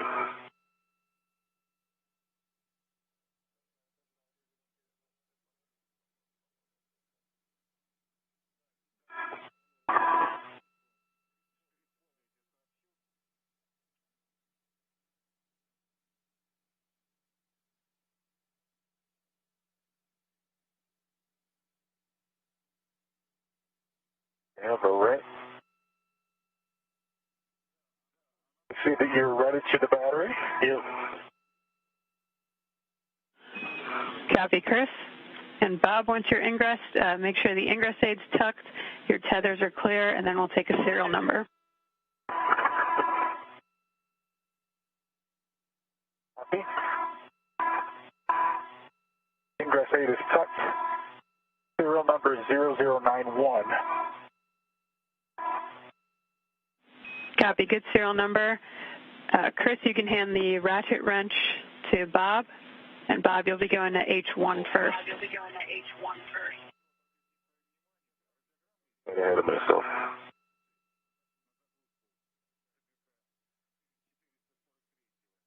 You want to do H1 since it's right in front of you? I can. I just need to reconfigure my body.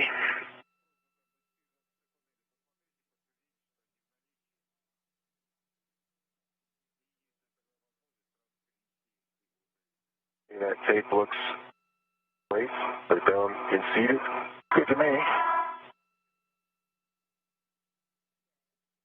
H1, torque broken. Copy, H1's broken. Go to H2, same thing, confirm socket tape line's flush, less than 1 turn. H2, socket tape is flush. Torque is broke. Copy, and with that, we're 3 hours into the EVA. limiting consumable is Medox on Bob at 6:30, and you're about an hour and 30 minutes ahead on the timeline.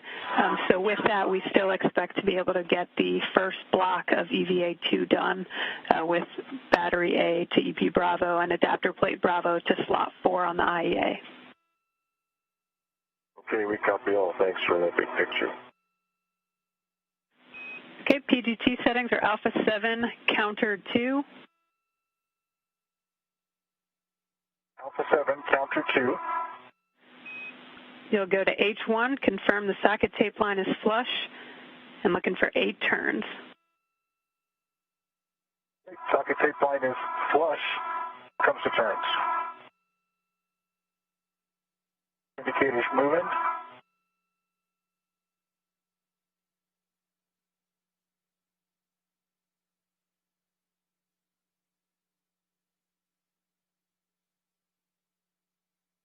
There's 8 turns. It started clicking about 5 turns, so it should be well released.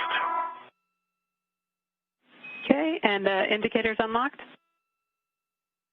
Indicator is unlocked. Copy, same settings, Alpha 7, counter Now 2. 3 hours into today's spacewalk, the crew is running an hour and a half ahead of the original timeline. With one of the 3 battery pairs complete, Bankin and Cassidy will now move to slot 3 to remove the next aging battery. This battery will be stowed on the adapter plate in slot 2, where it is no longer needed to function. And you just heard Ground IV Jasmine McBelly tell the crew they're considering tackling the first block of EVA2, running this far ahead of schedule. Is this smooth?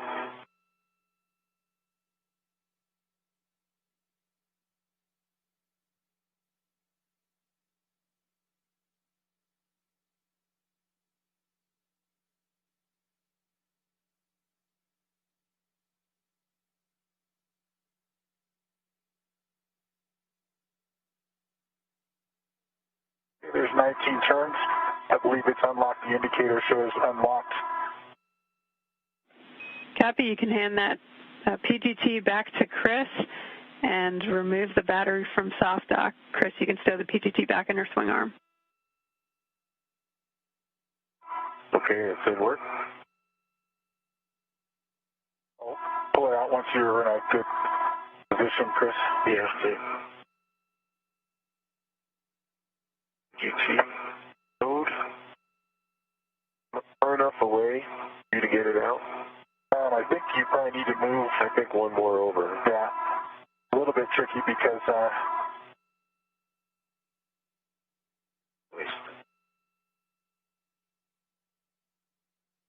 I'm kind of biased towards the H2 side with this APFR setting.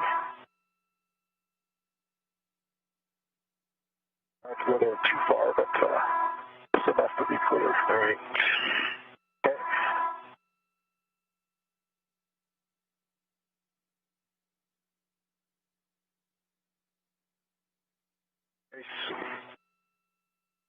Tell me when you want me to grab it. Okay, you can take it. Okay. You got it? I have control of the battery. You have control of the battery.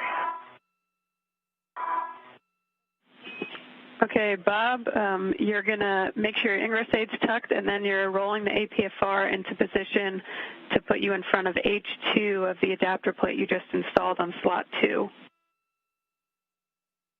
Copy.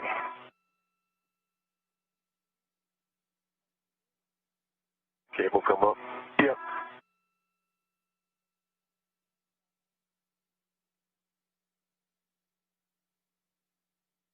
Send the cable once you get back in there and sit.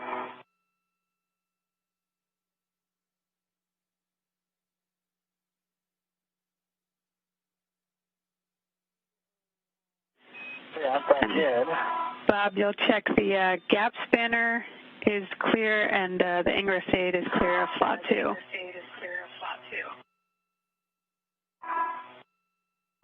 The ingress aid is clear, and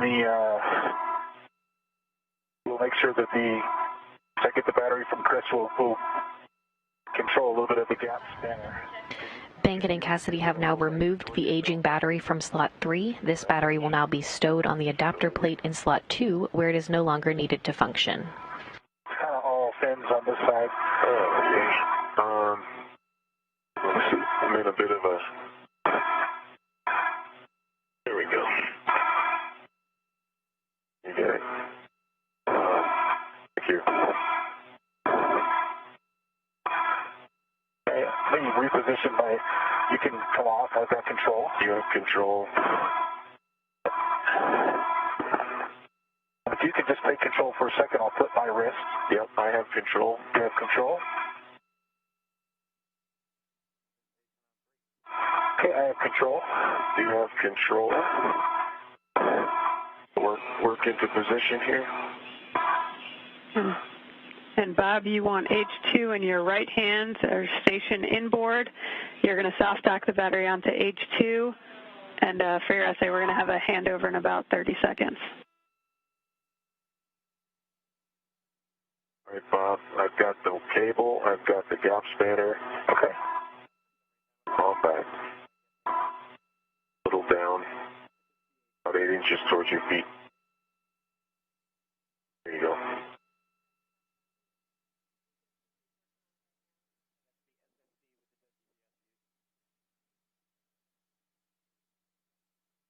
Looks lined up.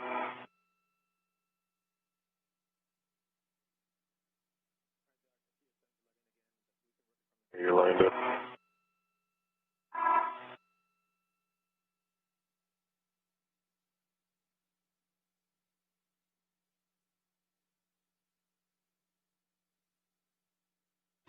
Again, Bacon and Cassidy have removed the aging battery from slot 3. This battery will now be stowed on the adapter plate in slot 2, where it is no longer needed to function. Cassidy and Bacon will return to the pallet to retrieve battery B, and they'll translate back to the truss and together install it in empty slot number 3.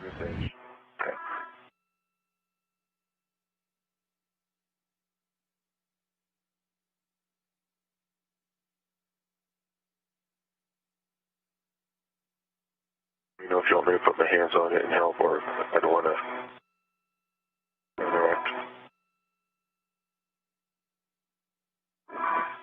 Okay, I think that's lined up. That's definitely not going on. How about, can you BRT to that, BRT to the scoop. To that scoop? Yeah.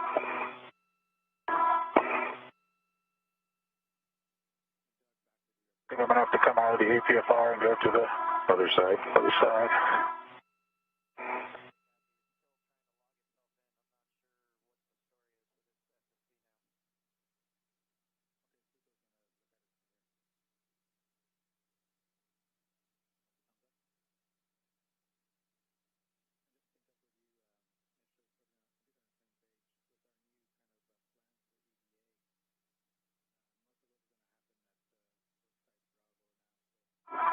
Okay.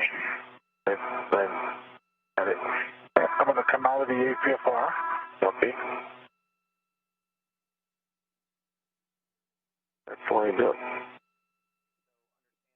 You think that's lined up? They really do, yeah. I'm looking right along this black line that lined up the bumper plate. Okay, it's probably just the adapter plate height. The height, I think so. Cable is not interfering at all. Okay. I think you're good. Okay. Thank you. This doesn't feel like much of a soft dock. No, it really doesn't. And Chris and Bob, we have heard that previously, so.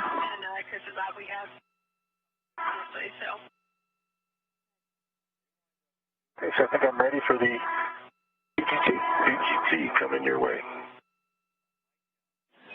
Okay, Bob, setting